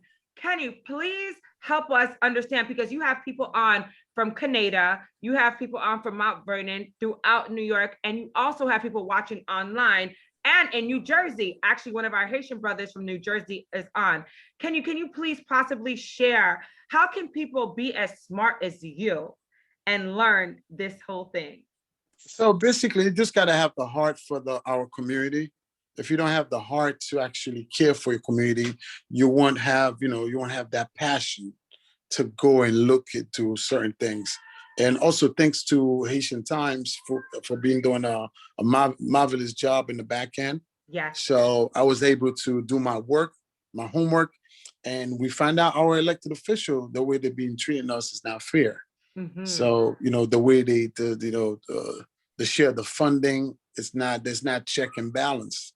So that's the reason why we call them out. We just want them to be fair to us. That's pretty much it. And everything is available actually online for us to see, correct? Correct. Okay. And Kenny, for those that are wondering, can anybody possibly try to get funding from these elected officials? But is there a process that you know of, or how does it work a little bit? You don't have to go into great detail because that's what we're going to be doing in our communities.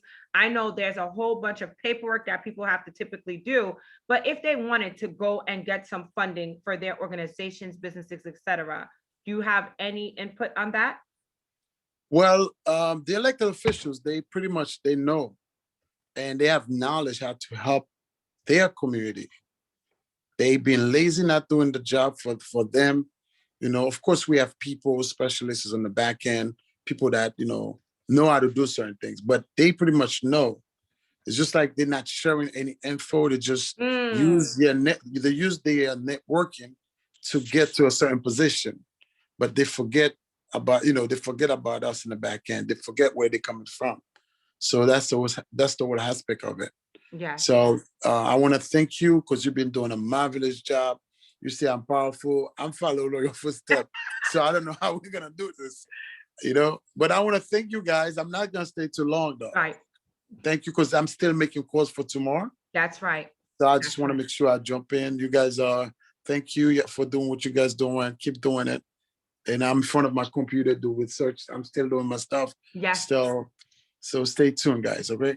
Thank you. And for those that don't know, Kenny is a world famous artist. I don't want to do this, but I have to. For those that wonder, what is it? I'm blushing right now. You're blushing? I can see it. It's right there. It's right there. Yeah, it's right here. Kenny is a world famous artist. He has gone viral for his work as the leading man of doing the portraits of George Floyd in the heart of Canarsie, Brooklyn. Pop Smoke. You listen, and I have to do this because you know what? AniYa don't play. I'm the bad cop. So Kenny, I gotta share this. I've been friends with Kenny for years on social media. Never met him until George Floyd's brother, who I know very well, invited me to this Pop Smoke grand opening unveiling thing. And I'm like, oh my God, this name sounds familiar. Oh, I think I'm friends with this guy named Kenny. I had no idea. I draw stick people very well, guys, but Kenny is a real artist. So anyway, fast forward. So then we stay in touch. We're friends on social media.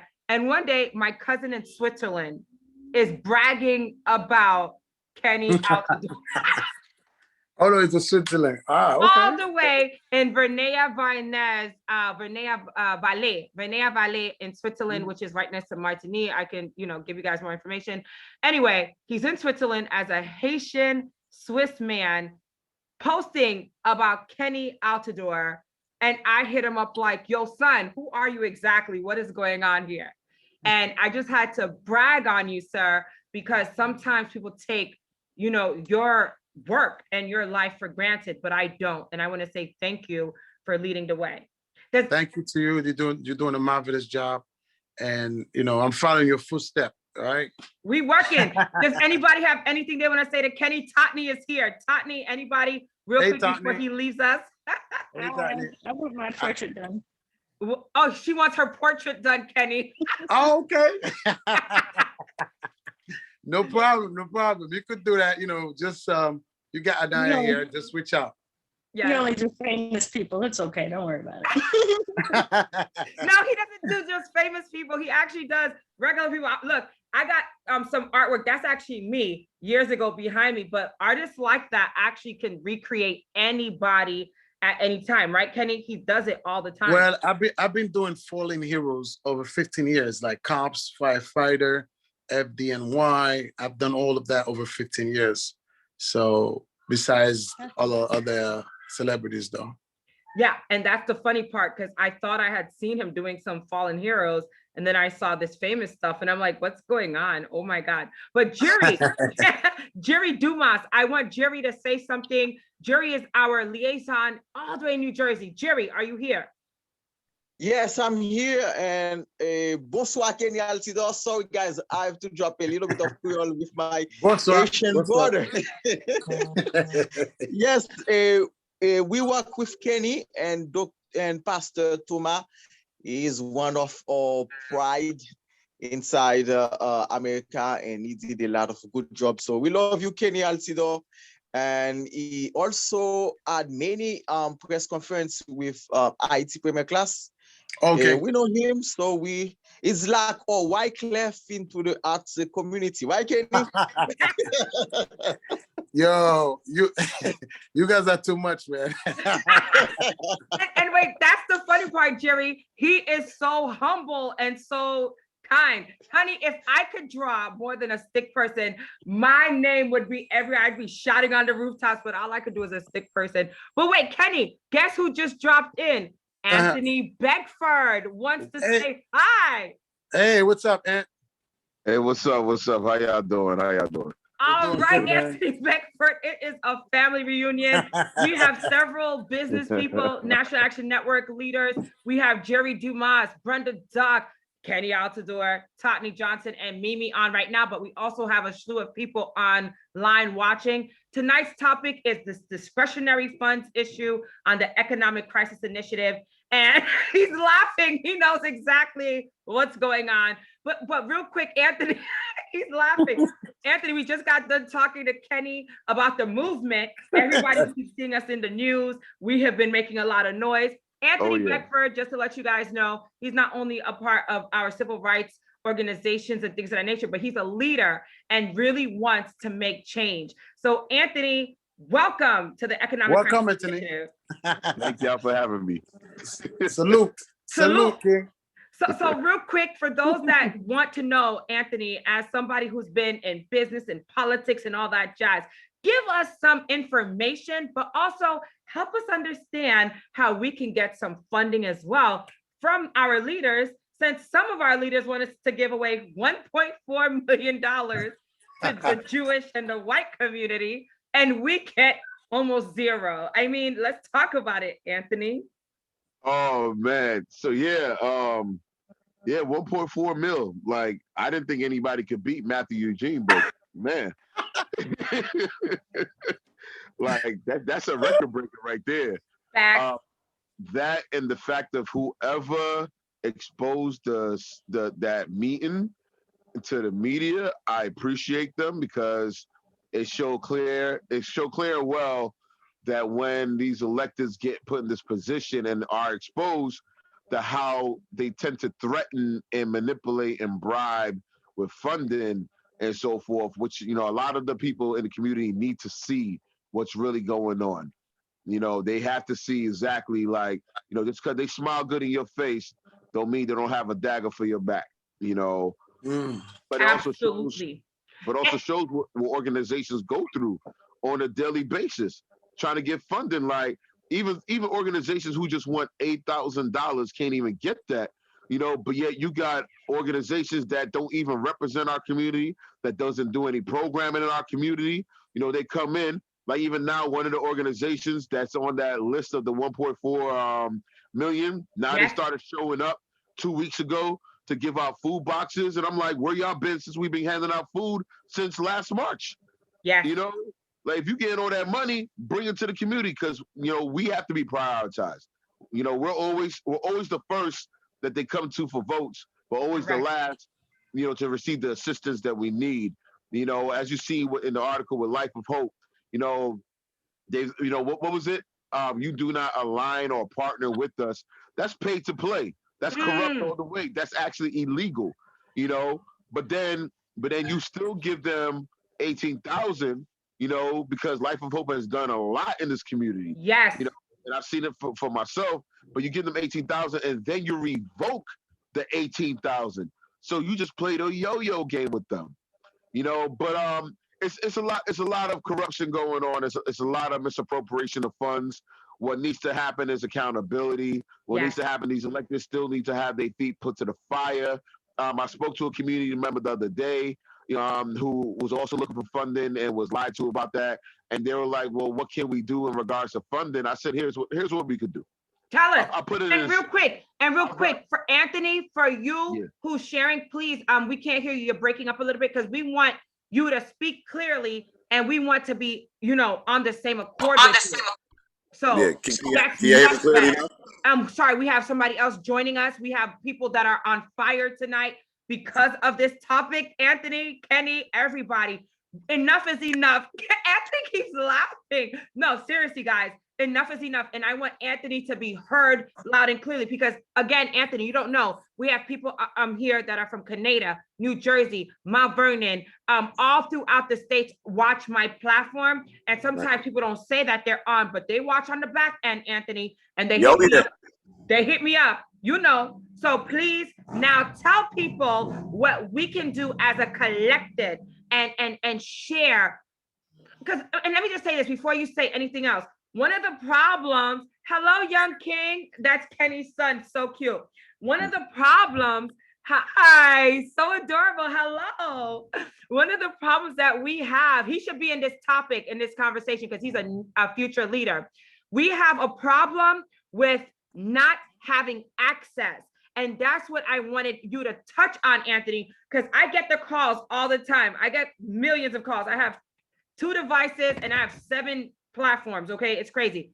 Anthony, people say to me all the time, well, AniYa, why doesn't your community know how to get the money? Or AniYa, why is it that Black people like to complain, but they don't have their paperwork together? Or the resources are there, AniYa. Tottenham's laughing, but why is it that we're always at a disadvantage? And I want somebody besides AniYa to dispel some of these issues, because it's not like we don't know. It's not like we don't go after it, but like Anthony just said, we get shut down more times than people believe. So Anthony, I want you to follow up on that, and then I want you to come back on how we get the bag. Thank you. Oh man, y'all can hear me clearly, right? Now we can, correct. Cool, Kenny. Cool. So here it is. AniYa's on fire. AniYa's on fire. We do have the paperwork. We do put the work in. We do put the services in. We do put the resources out there. And that's even before we get the funding. We're resourceful people. You know, like, for example, I was able to do 160,000 halal meals, over 25,000 masks, 3,500 food boxes, and 900 homemade bottles of hand sanitizer without any type of funding at all. You know, so we're able to do this. The problem is that when we look for funding, and I'm not even gonna say it's a bias from other cultures towards us. It's a bias from many of our own people towards us, because they want to uphold the roots of white supremacy against their own people. You know, they want to appease the masters of the money. You know, they want to keep buying influence and support for their campaigns, you know, for their next capital project and so forth like that. You know, they want to keep on, you know, bargaining, selling, bribing, making backdoor deals. And it's not our fault. You know, we're doing everything right. You know, at the end of the day, these elected officials work for us. Okay? They keep making it seem as if we have to work for them and like we have to jump through hoops. No, that's not the case. They have to jump through hoops for us, for our votes, for our support. You know, there's a saying, not every skin is kin. You know, we've seen that through many of the years. You know, we've seen that when it comes to money. You know, how is it that more affluent organizations and communities are receiving more and more money, and that's siphoned out of us? You know, we have to, the money has to be prioritized in the community, especially before COVID, but especially now during COVID. You know, there's mothers out there who don't have the resources and services they need when it comes to their family and their children.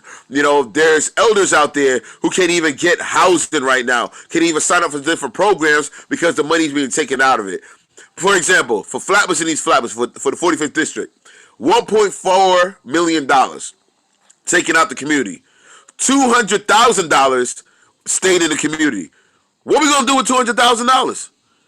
That's not even enough to even build supportive housing in our community. That's not even enough to hire mental health service professionals or even social workers in our community.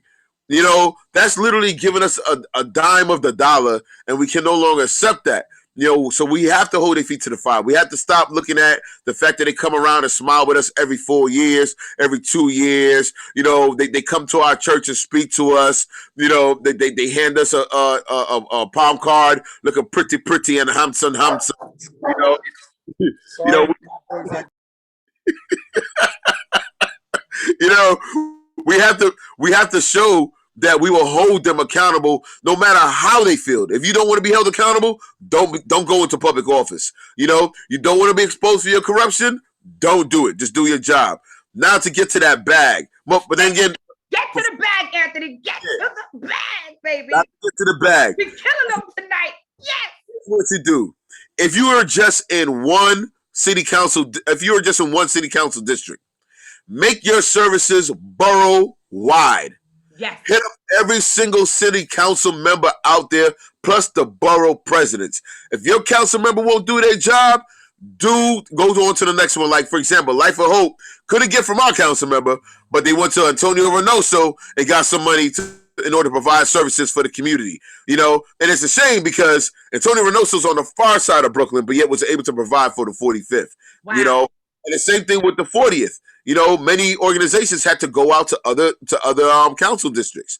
You know, then the borough presidents themselves, they have funding as well. You know, I think it's about $2 million that they got. Hit them up for that. Matter of fact, here's what I told one community member the other day. I said, imagine if I'm in the council, right? You know, claimed it for June. But imagine if I'm in the council, right? You know, and I give $20,000. 10 other council members give $20,000 to one organization. That's $200,000. We still have $980,000 left to give each. So imagine if we're able to do that across the board, how many organizations will have equity when it comes to funding? How many services and resources in the communities will continue expanding? But don't only stop there. Contact the mayor's office. Get the funding from them too. You know, like, for example, when we came about and we pushed for the city to pass 6 criminal justice reform bills, like over the George Floyd protesting period. All right. Literally, he gave, when they said they had no money, they gave Cure Violence $28 million just off the top, just like that. They have the money. They cut the check that same week. They have the money. And y'all hear this? Do you guys hear what I'm keep talking? And check this. And if you're a grassroots organization and they tell you they can't provide you funding, contact a nonprofit. Let that nonprofit be your conduit. So that way that nonprofit gets 30% of whatever funding comes in, and you're able to use the rest of the funding. The nonprofit is the one that filed for what the funding was used for, and you're able to provide more across the board. So now there's equity. Now there's resources. Now we're ending poverty. Now we're ending food insecurities. Now we're ending the plight of miseducation and lack of education. Now we're ending homelessness. You know, literally, we're solving all the issues. As I always tell people, you cannot go and burn your own house down, come in with a pail of water, splash it in one corner, and then call yourself a hero. What you have to do is not set that fire in the first place. Simple as that. Thank you, Anthony Beckford. And you know what's so funny? I say the same type of thing in regards to the people that are getting all the funding. Kenny knows. I say something to the effect of the same people setting the fires are the same people we got to call to put out the damn fires. And literally all that funding really goes back into their pockets. And I'm so glad you just shared this. And Kenny, have we not been talking about the borough president? Have we not been talking about certain issues that literally pertain to this topic? We have the equity and the power and the numbers to prove that we have been doing. The equity, I don't think is like there right now, whatever, because the equity comes in the money or whatever. But the bottom line is this: we have the power now, ladies and gentlemen, boys and girls. You're watching now. Some of you may watch later. Matter of fact, we have a sister from Los Angeles that just rejoined us, Alexis T. Hardman, that had no idea what the hell AniYa has been protesting about for weeks. And then she finally understood it. And I'm so glad she's here with us tonight because she's a new member of the National Action Network and she's a fighter and a small business owner. This is what it's about, right? Teaching our community how to get ready for the future, or how right now that they can go after what's ours. Again, I want to also say this is no personal attack, because some people feel like AniYa likes to attack them or whatever. You want to put a curse on AniYa. Don't come for me this week. Don't come for me next week, because we fighting everybody. I don't give a damn. And I got my team on deck. So I want y'all to know that I'm always prepared. But besides that, I want to really thank you guys for coming on and sharing this vital information, because we are always at a disadvantage and enough is enough.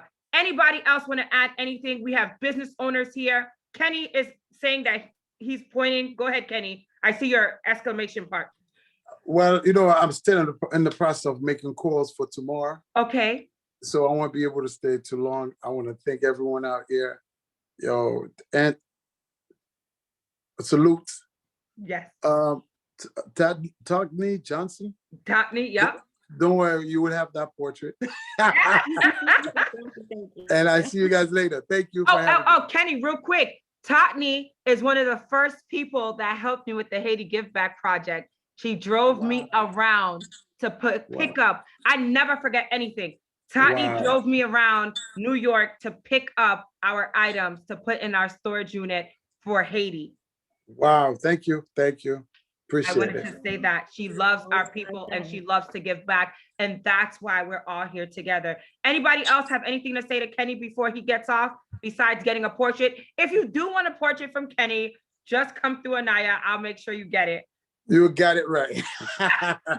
See you later, guys. Right, see you tomorrow, Bye. Kenny. Bye. And for all those that are interested in our platform and what we're building, you could stay in touch with me in regards to that as well, because tomorrow is our meeting. Let me just reinforce that tomorrow at 6 p.m., the AniYa A show will not be on and popping, because I will be in a meeting with the minds as we say enough is enough to these elected officials who take our votes, who literally consider us as nothing after they get into office. We're not doing this anymore. We are now educated. We are now aware. And furthermore, we're tired. Now, here's the thing. And Anthony, you said so many great points. In one particular sector, in Matthew Eugene's district, and matter of fact, we could touch on a lot of council people, but the Haitian Times decided to do the story on Matthew Eugene as well as on Farrah Lewis. I can't tell them what to cover, but we know the information is out. In Matthew Eugene's district alone, 11 homeless shelters. 11 homeless shelters. Right across from Matthew Eugene's office, he has a building that's completely empty. Alexis, AKA Jessica, AKA Beechwood, said a little bit ago that when she was living in New York City, it was so difficult to get housing, and now she gets it. When you have— All right, so Maya, let's buy the building. What's up? Let's try to buy it, boo. I mean, let's go. Yeah, I'm all in. Tottenham, I'm with you on that one. Let's buy a building for sure. I'm working. I want us to buy stuff. I want us to be able to build. It's not fair that all the money goes in one direction and we're always at a disadvantage. You know what we could be doing with a building and housing the mothers, the elderly that are getting kicked out? Yeah, for sure. And I was just discussing with a friend not too long ago where you could buy buildings for like $1, $20. I've never heard of that before. Yes. Where you could buy buildings for that cheap. Like, well, in Indiana, where I'm from, I had a friend who said that her aunt bought a building for like $1. I'm like, how the heck? I've never heard of that before. Yes. No, it's true. Go ahead, Anthony. Was it a brownstone in 1950? The thing is, here in New York, during the Ed Koch era, he made a lot of the buildings $1 to purchase. The thing is, we don't get those lists. That's right. Everywhere else, but we don't get those lists at all to find out. You'll be surprised how many of these buildings out here that these high rises are now were only $1, or even just minimal back taxes that just needed to be paid. Yep. And they took that property. It's true. And then you have people like Donald Trump that has access to that information that bought buildings in Washington, D.C. for that very same price. So when you guys see AniYa A going hard, for example, and I want this to be clear, I don't go hard because I have nothing to do, but I go hard because I'm so frustrated. The things that come across my desk, the information that I see, I can't just bypass them. Right? I can't just imagine like it did not exist and, oh, well, let me live my life. No, I'm an activist and an advocate and an educator for a reason. And I think that with all the things that I say and do, slowly but surely, other people are seeing what I'm seeing. At first, it was very frustrating. to see this crap and be like, oh my God. And then slowly but surely, I had my friends that are like AniYa, like Alexis. Oh, shoot. I wonder why you were going crazy for a minute, but I get it now. And I'm like, yes, another one. We got another one. So I just wanted to point that out, that I see these things. I actually was a homeowner myself, and I want to share this and why this plight is even more serious for me. When I was a mere 22 years old, you know, I might still be 22 now, but nobody's counting. Okay, praise God. My parents invested $10,000 in me to put down as a startup for a property in Atlanta, Georgia.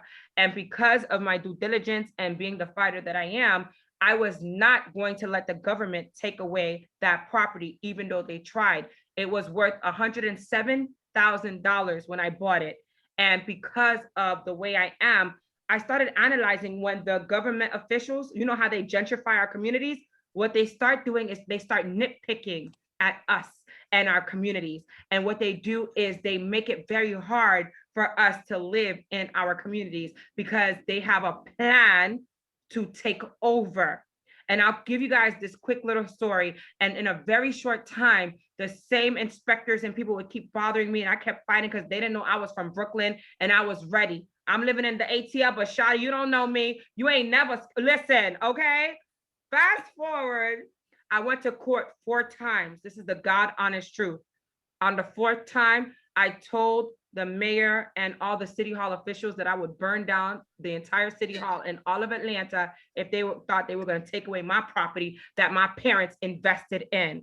I did not get that property taken away. The woman that was harassing me essentially got fired, and I was able to keep my property and sell it. From a house that was 107, I made a profit of $65,000 when I sold it. Why is this important? I wanted to share that story because there is power in standing up for ourselves. When we buy anything in this country, understand that we own the rights, but we cannot give up our rights anymore. Matter of fact, if you all are interested in buying properties together and different things like that, we need to find ways that we can do that. They do it out there. Yes. They do it all the time.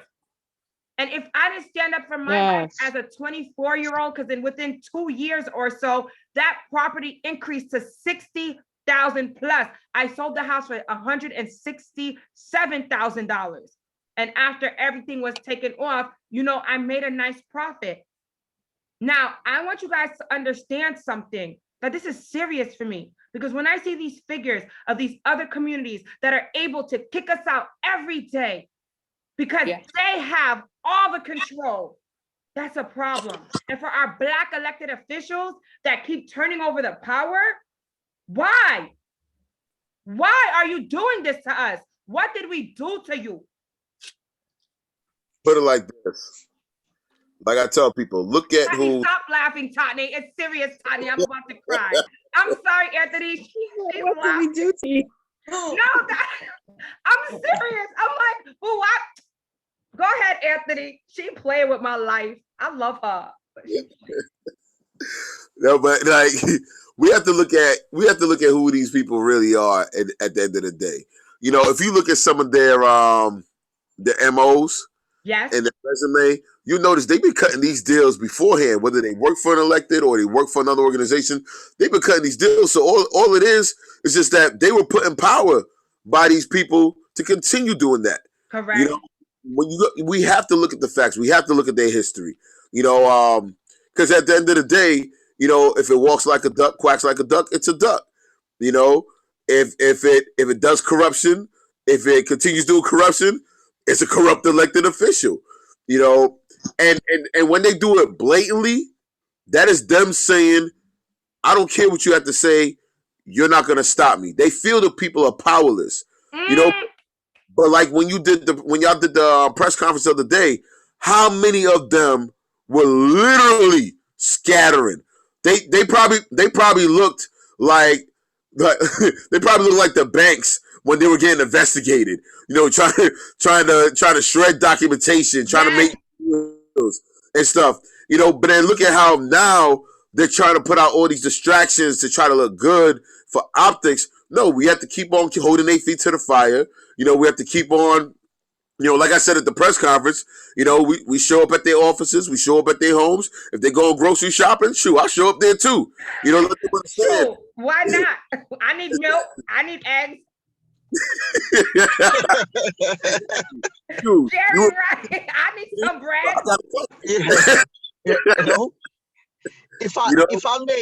If I may add something, I think after all the racial justice and the election and the work that we just started, we need to put every politician on notice. We're not only interested into racial justice and other stuff, but about the economic. We need to make sure that they understand now we are going after the money, where the money is going, because people are getting richer.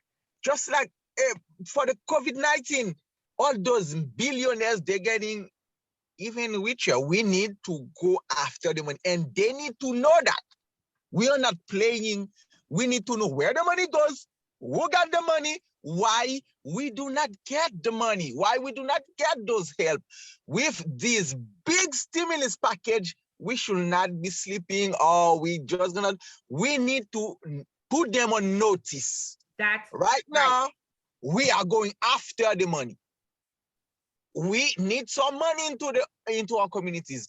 Those other communities, they cannot keep on getting the money, the money, because they know somebody, their parents did it, they're doing it, they're getting rich because of their parent. It's like a circle. We need to break the circle, and we need to, probably we should start like a team or a guard on anything to go after the money. Those politicians, they got a lot of money, they do everything. No, we're not gonna go only voting. And we need to educate our communities. Like when a politician do something wrong, we need to call them, show up to their office, calling our lawyers. We are not playing.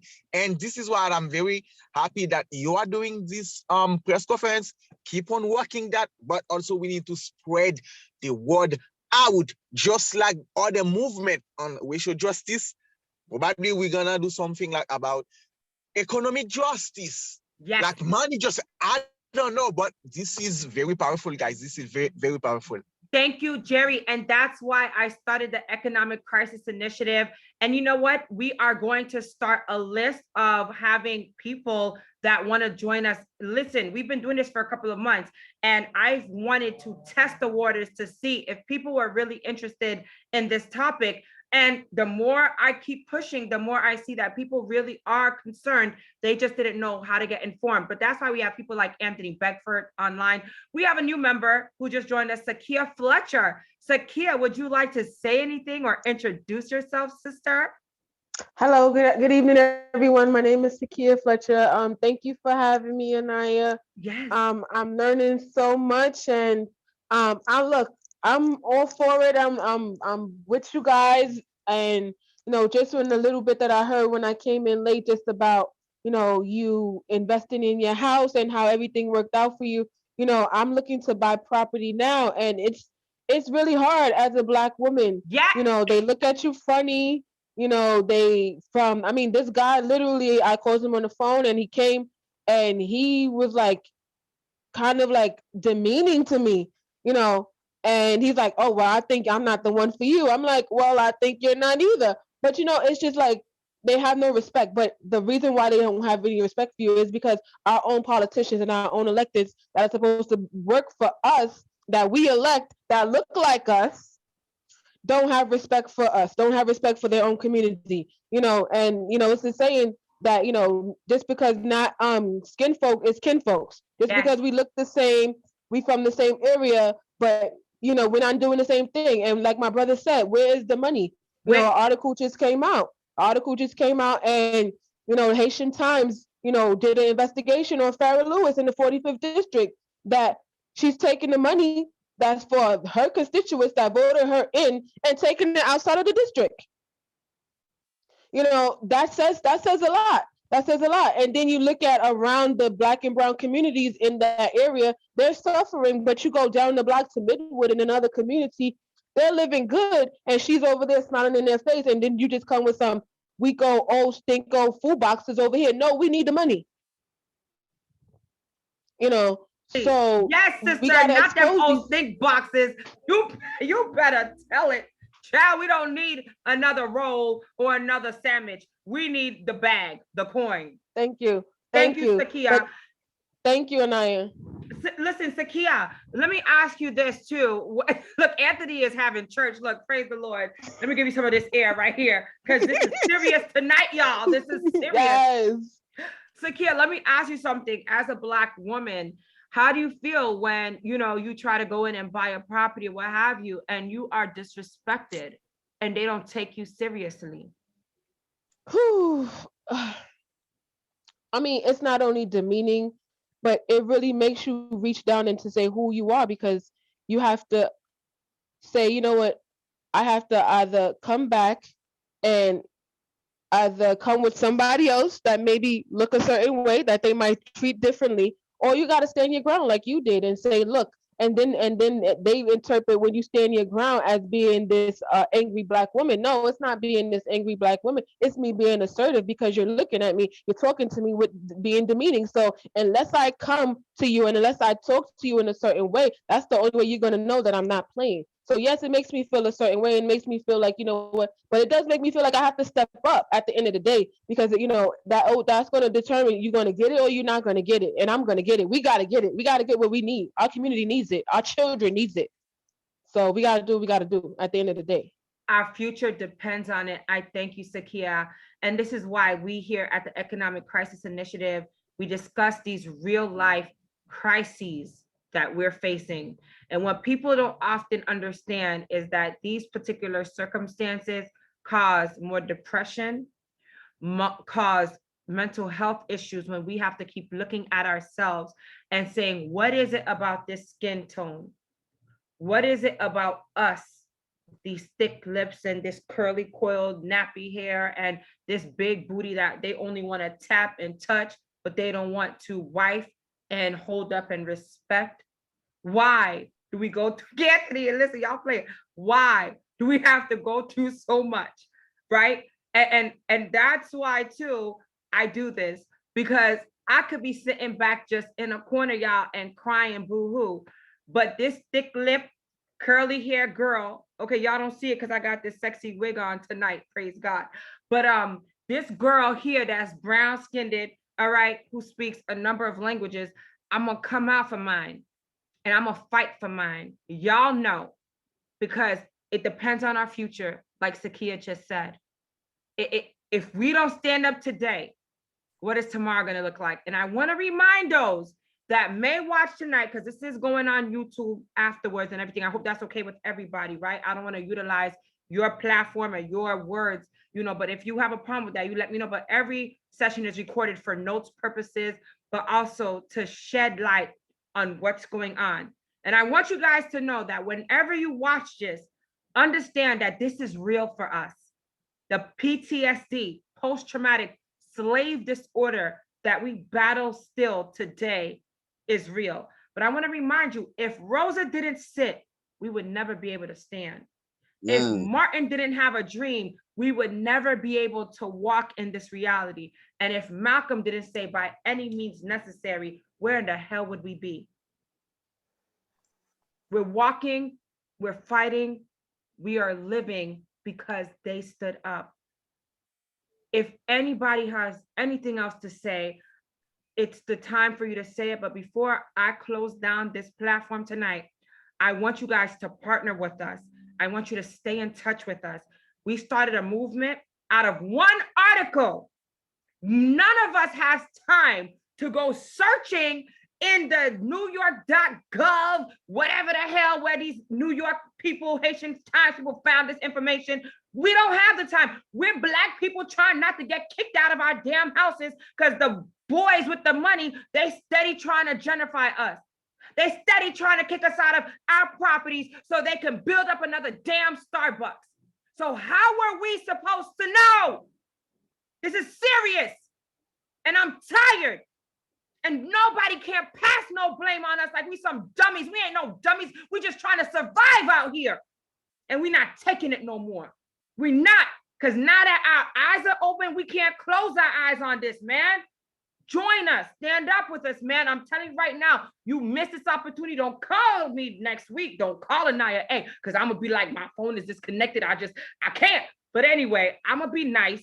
Call me, get on the WhatsApp group, share how you feel. Let me know what you're doing out in your community. Let's partner together. We have leaders, we have activists, we have artists, we have entertainers. And you know what we're about to do? We're about to go global. I'm gonna speak it into existence because somebody named Akon, for example, took the bag from the United States and built up a whole city in Senegal. Like, screw this white racist BS. Let me just take care of mine out here. Hey, I ain't never mad. You have Wyclef Jean that tried to run for a president, which he would have been the best president because he elevated our community, not just for Haitians to come up, but for all Black people to learn about each other in a time when we didn't even know how to represent for one another. He made us love each other. We have people in our communities like Dr. Reverend, now Professor Al Sharpton, that got stabbed in the chest for this. And we sleeping? Call me, 347-617-6873. The fight has just started, but it is not done. I want y'all to get in contact with me, get in contact with people like Anthony Beckford, like Kenny Altador. You don't have to call me alone. Call one of the team, call Tottenham Johnson. Hell, she a part of the team. She just be busy with it. Jury Dumas, call Jury. Call Alexis T. Hardman in LA because she's coming back to New York. Call Brenda Dock because she's my right-hand lady, and Miss Sakia Fletcher too. I'm putting everybody's name out there. Anybody have anything else to say? Because we a team. Bump what you heard. Anthony, go ahead, baby. Go ahead. Yeah. Oh man, fire. So check this. You know, and I like the fact that you said, for people to not take it as a personal attack. Because the thing is that it's not personal against them, but it's personal for us. Yes. Because what they're doing literally affects us. Because remember, City Council just gave themselves a raise, a 33% raise in 2016. So now they're making $126,000. Wow. Okay. While the average median income in most of our communities is only $28,000 to $30,000. So now, when you rob us of our money, whether it's $950,000, whether it's $1.4 million, whether it's $150,000, whatever, you're taking away the last bit of food that we have. And we're not just talking about food as in, to fill your bellies, but food as in economical growth, food as jobs, food as in building capital projects that will then hire people from within our communities so that way we then invest back in our communities. It is time for us to rebuild our Black Wall Streets, okay? It's time for us to realize that throughout the whole diaspora, as Black people, we have been suffering for so long in this abusive relationship, system and from these elected officials, but, at the end of the day, it's whether you will lay down with your abuser or will you stand up against your abuser.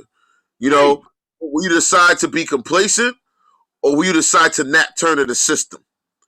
And a lot of these Black electeds, as much as they want to go out there and lift up their fists with us, as much as they want to go out there and have their I can't breathe shirts on and march with us for 2 minutes and then dip out and so forth, what they need to understand is, because one of these electeds did tell me, you ain't got no movement. And I find it so fun because I believe I'm the president and co-founder of Black Lives Matter Brooklyn, but whatever. I thought so too. That's why go ahead. So my thing is, if we ain't got the movement, why are you so scared? Why are you afraid to be exposed? Why do you have to do damage control? Why send your people to threaten people? Why fight people? I could say it. Try to jump AniYa A. Farrah. Like, what the hell is that about? Reverend Kevin McCall, you are Reverend, but you harassing people. Chris Banks. Why? I'm gonna put it out because I'm tired. And then you telling people not to support a movement. 900. That was a week ago. 950,000. You watched my live. You watched the press conference, McCall, and now you talking about what? You ready for what? War? You want to what? Bring it, because you already did the damage, son. And for people that don't know what's going on, I was harassed. I was threatened, my career, my livelihood, right? But what y'all don't know is I'm always ready for this fight. Y'all want to play me? I didn't even put the article out. Bro, when y'all see me hype, first of all, I'm a Haitian from Brooklyn. Let me relax. My blood pressure can't afford this right now. But go ahead, Anthony. You were there, Zakia was there, and many others were there to witness people try to fight me on the steps of a church, bro. No, that's real. You got the video. Thank you, Zakia. Because when it's time, it's gonna be time to drop something. Because then you want to put a curse. Wait, and here's the follow-up. Because I want you guys to see how real this is for me. The person that said, I love you, Farrah, I ain't going against you. They talking about, I said this against Anthony and blase blah, which then Debbie retracted her statement. See, when Black people do stupid stuff, we have more of an inclination to call you out because we got you in office. See, when white boy Alan Maisel or whatever, does whatever he does, we gotta do what we can to check him too. You understand? Yeah. But here's the caveat with that, real quick. Real quick, I gotta bounce off real quick. Okay, no, I want you to say your last piece and where people can find you, Anthony. I want you guys to understand something. If you're doing wrong in your community, all you gotta do is have a conversation with us. Don't try to fight us like we back in military, high school, whatever, middle school or whatever. That's not the beat. Do the right thing. Don't try to put curses on us. Anthony, you don't even know. Her sister tried to put a curse on me, and that's for everything. That's on life. On top of everything. But go ahead, Anthony. That's why I say you can't claim you can't claim to be Esther if you're nothing but a Judas. And they got mad about that, Anthony. I didn't even know what the hell you were talking about. I didn't even know. I was like, I don't watch. And I just want to say this for anybody listening to me right now. Whenever I'm at a press conference or in live mode or anything, I don't listen to every word people say because I'm watching the streets. Do you remember, Anthony, the people that were coming off the streets to join us? My eyes and my ears are focused on our safety. Reverend Al Sharpton got stabbed in the chest. So did Dr. Martin Luther King Jr. I'm not trying to die tomorrow. You know what I mean? I'm not trying to die as I stand up for this movement. So just peep game. When you said what you said to this day, Anthony, I had no idea what you said to begin with. I was just shouting, yes, because that's what I do. But go ahead. Y'all know I don't even be knowing half the stuff going on. But go ahead. But that's the thing, you can't be Christ-like and throw curses. People like that it's like this is what's showing right now. Literally, all of them are showing and exposing who they truly are at the end of the day, and it's good because when the enemy, when enemies at your door, they will try desperate measures to take you out of your house, to take you out of your realm, to take you out of your mindset. So what we have to do, we have to keep on applying the pressure, keep staying consistent, because they're looking for us to be tired and worn down. We must not become that way. We must be consistent. Even if we have to take a day or two off and then come back again, let's do it. Because to be real, when that article came out, in Haitian Times just recently, I was ready to hit the office, but I was like, wait, let me make sure that others are willing to join as well too, because this is not just a fight for myself. This is a fight for everybody else as well too. Because I'll take it down Flatbush Road, to Flatbush Avenue, to either the office or to the building. I got no problem with that, because the people got to know what's going on. The people have to be educated on what's going on. They have to be educated on the betrayal that's been put out there while people smile and fake it. Because everybody knows at the end of the day, I'm about making good trouble. I'm about, holding people's feet to the fire. If I go against the NYPD and a lot of the abuses that they do, and so like that, if I go against people like the mayor or the governor with certain things that they do, if I go against white supremacists, why would you feel that as a fellow Black person who betrayed their own people, knowing what we've gone through, that I'm going to give you a pass? No. I'm going to come at you even harder because you should know better. Remember when our parents used to teach us, don't touch the stove? And if you touch the stove, you're going to get burned. And then you still decide to touch the stove. And then your behind get burned. And they say that's good for you. Then you get your behind whooped after that. Yeah, I was going to say, because my Haitian mother beat me after that. And I was like, well, damn, I'm already... Exactly. But this is the same thing. And then when you're out here making these deals and you're out here putting on lies as if you're innocent, nobody knew to check discretionary funding. Like I'm in the political game, but nothing told me to check it. I followed the other money. It wasn't until that after that first article that I started checking, and I was like, ooh, this next article is about to be lovely if they're looking at this. And the next article came out, and boom, now you got a record breaker here. There's no excuse for it. I don't care who you know. I don't care what you know. Like the speaker said, I believe he was a pastor whose daughter was translating for him. Translating, yep. Yeah, he was like that. Most of these people got in because of who they know, the favors that they get. They're not in there for us. We didn't put them in. A lot of them got in because those who are against us put them in. Now it's time for the people to get in and remove all of them. That's it. I gotta go. Anthony, where can we find you, Anthony Beckford? How can we stay in touch? Hit me up on my email, info@anthonybeckford.com. Hit me up on my Twitter, vote the number 4 Beckford. We're getting the establishment out. Hit me up on Facebook. It's Anthony Beckford, the number 4 City Council. Same for IG. Or just Google me. Just get in contact with AniYa A, and I'll get you that connection. Thank you so much, Anthony Beckford. Listen, guys, we're about to shut it down. I'm so thankful that tonight has been a successful night here in the Economic Crisis Initiative meeting. This wasn't even a workshop, but it felt like another workshop, guys. And the reason being is because the information now that we have, now that we know that we can go get the bag, I want all of you to do your homework and to go get the bag. Find out how. If you have any issues, what I'm gonna do also is now I'm gonna go harder, because Jerry said it best when he said how he was out here trying to get this sandwich or whatever. The prices escalated and he was like, well, damn, what's going on here? But you know what it is? These people keep it on the hush, how they get in the bag. You know what we about to do? We're about to form a second coalition where we come together with attorneys and those that know how to get that PPP and all of that jazz, because half of those people, believe it or not, they don't have it all together as well. But you know what? They have whatever power.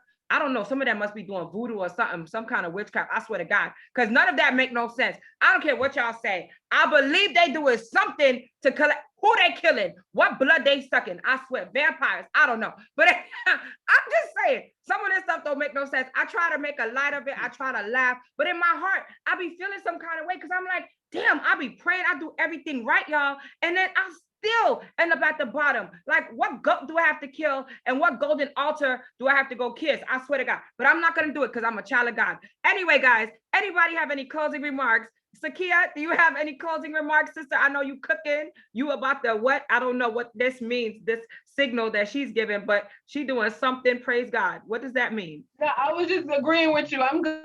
Amen. Oh, that's the amen. Child of God. Amen. Amen. We're not going to kiss the altars and we're not going to suck on no blood. Praise God. We're going to keep fighting until we get to the holy hills. All right. Anybody else want to last close words? Well, anything? With everything that we discussed, we need to see about that 40 acres and a mule that our ancestors were entitled to that they never got.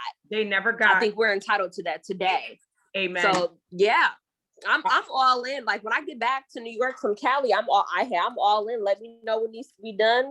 I'm running full force. Well, let me tell you what you could do from over there in Cali, baby. California, no doubt about it. Okay, first we're gonna sing that song to the ancestors. And then for 2, honey, what we're gonna do is we're gonna try to get as many resources together, any information maybe on your downtime, because it's not gonna only help the movement, but it's gonna help you as well. Anything you could gather, right? Any resources, any legal advice, anything of that sort to help business owners, to help yourself, to help us in this movement, because what we are doing is developing a coalition. And I'm saying this publicly because there are people that may be watching right now that may be interested in joining the movement. Call me 347-617-6873, because this coalition is going to embody what it looks like to team up with people that have the information as well as the resources.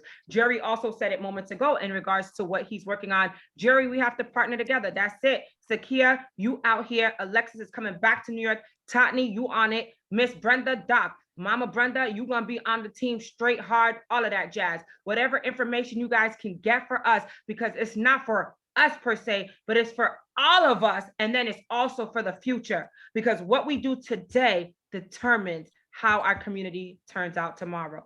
So when you see that the community is falling apart, when you see all of the problems, understand that the coins are there, but they're choosing not to allocate it to us. So stay in touch with me. Alexis, that's some of the information I have. If you can do some research, find out if there's any attorneys in business that can offer some services. Give us any kind of information. Help us get the PPP loans out here for those business people like Tani, like myself, like you, who really need a change, who need a chance also at really having something, because it's tiring how everybody else gets a piece of the pie and we sitting here looking at the crumbs like, I wish I had a crumb. Right, absolutely. So most definitely I will do my part here in California, and I most definitely will stay in contact with you. And actually, Tottenham, I know that you have your own cleaning services. I have a friend in Queens who's wanting to start hers. So maybe I can get you and get her in contact with you, and you can help her out with that. Excellent. She has asked me, and I'm like, I really don't know. I know I've done some research, but I'm like, yeah, no, I have no idea. So maybe I can get you in contact with her and you can help her out. I know she's passionate about that. And, but for sure, AniYa, I most definitely would do my part here in Cali to see what resources we have. And I can for sure hit you up and we can go from there. Thank you. And then for your friends that were looking for that work, they didn't hit me back up. Just to remind you, Alexis, we still have jobs available. Matter of fact, somebody called me today. They have available jobs for people to collect these signatures. That's all it is, collecting those signatures. Sakia knows we got to have those petitions signed, and it's money out there for the young people, but they didn't reach back out to me. Please. Can you do me a favor? Can you inbox me your telephone number and if it's okay for me to give them? Or actually, no, I'll actually inbox you their contact numbers. Okay. Well, no, I'll send you yours. I'll send you mine, and then we could go from there, because I don't want to be bothering people. They don't know who the hell I am and all that jazz. So you could go ahead and give them that number and tell them to reach out ASAP, because the work is there. How about that? We're trying to provide work and services for those that need it. Thank you, my love. Anything else? Anybody else before we shut down? Definitely, I'll help her with her. I'll at least try to give her some information. So you can definitely point her in my direction with the cleaning help. I'll definitely try to help. I'm always here to help. Always. AniYa, you keep saying PPP, but you do know that there's an EIDL loan that's also available to us. I do, and I've been trying to put out. Did you get the EIDL? I actually did. They were when COVID first hit, I got a small one, and there's more funding. Let's talk about that offline, because girl, they be doing some stupid stuff, but I'm about to get an attorney for the whole SBA. I'm shutting down the whole system, or I'm suing everybody. I don't give a damn. Y'all ain't playing with me no more. Thank you. I'll be looking into that. Well, thank you, everybody. Well, real quick, anybody else before we shut it down? I want everybody to share their contact information in the chat box and things like that, so we all can stay in touch with each other. And every time, I know we're closing out a little later tonight, but this conversation had to be had. I hope everybody is ignited. I hope there's a fire in each one of you Black people out here. And I hope that you continue to work with us as we work with you, because we are not going to give up on this plight. And after every segment, we do something which is called the affirmations. And what we do is we encourage each one of you to think about yourself in a positive and beautiful way. So before we close it down, I thank you guys again. And this is our affirmation section and segment part. You guys can close your eyes if you want to, or you could keep your eyes open. Don't forget to reach out to your girl AniYa A, 347-617-6873. Here's the affirmations. And why do we do it?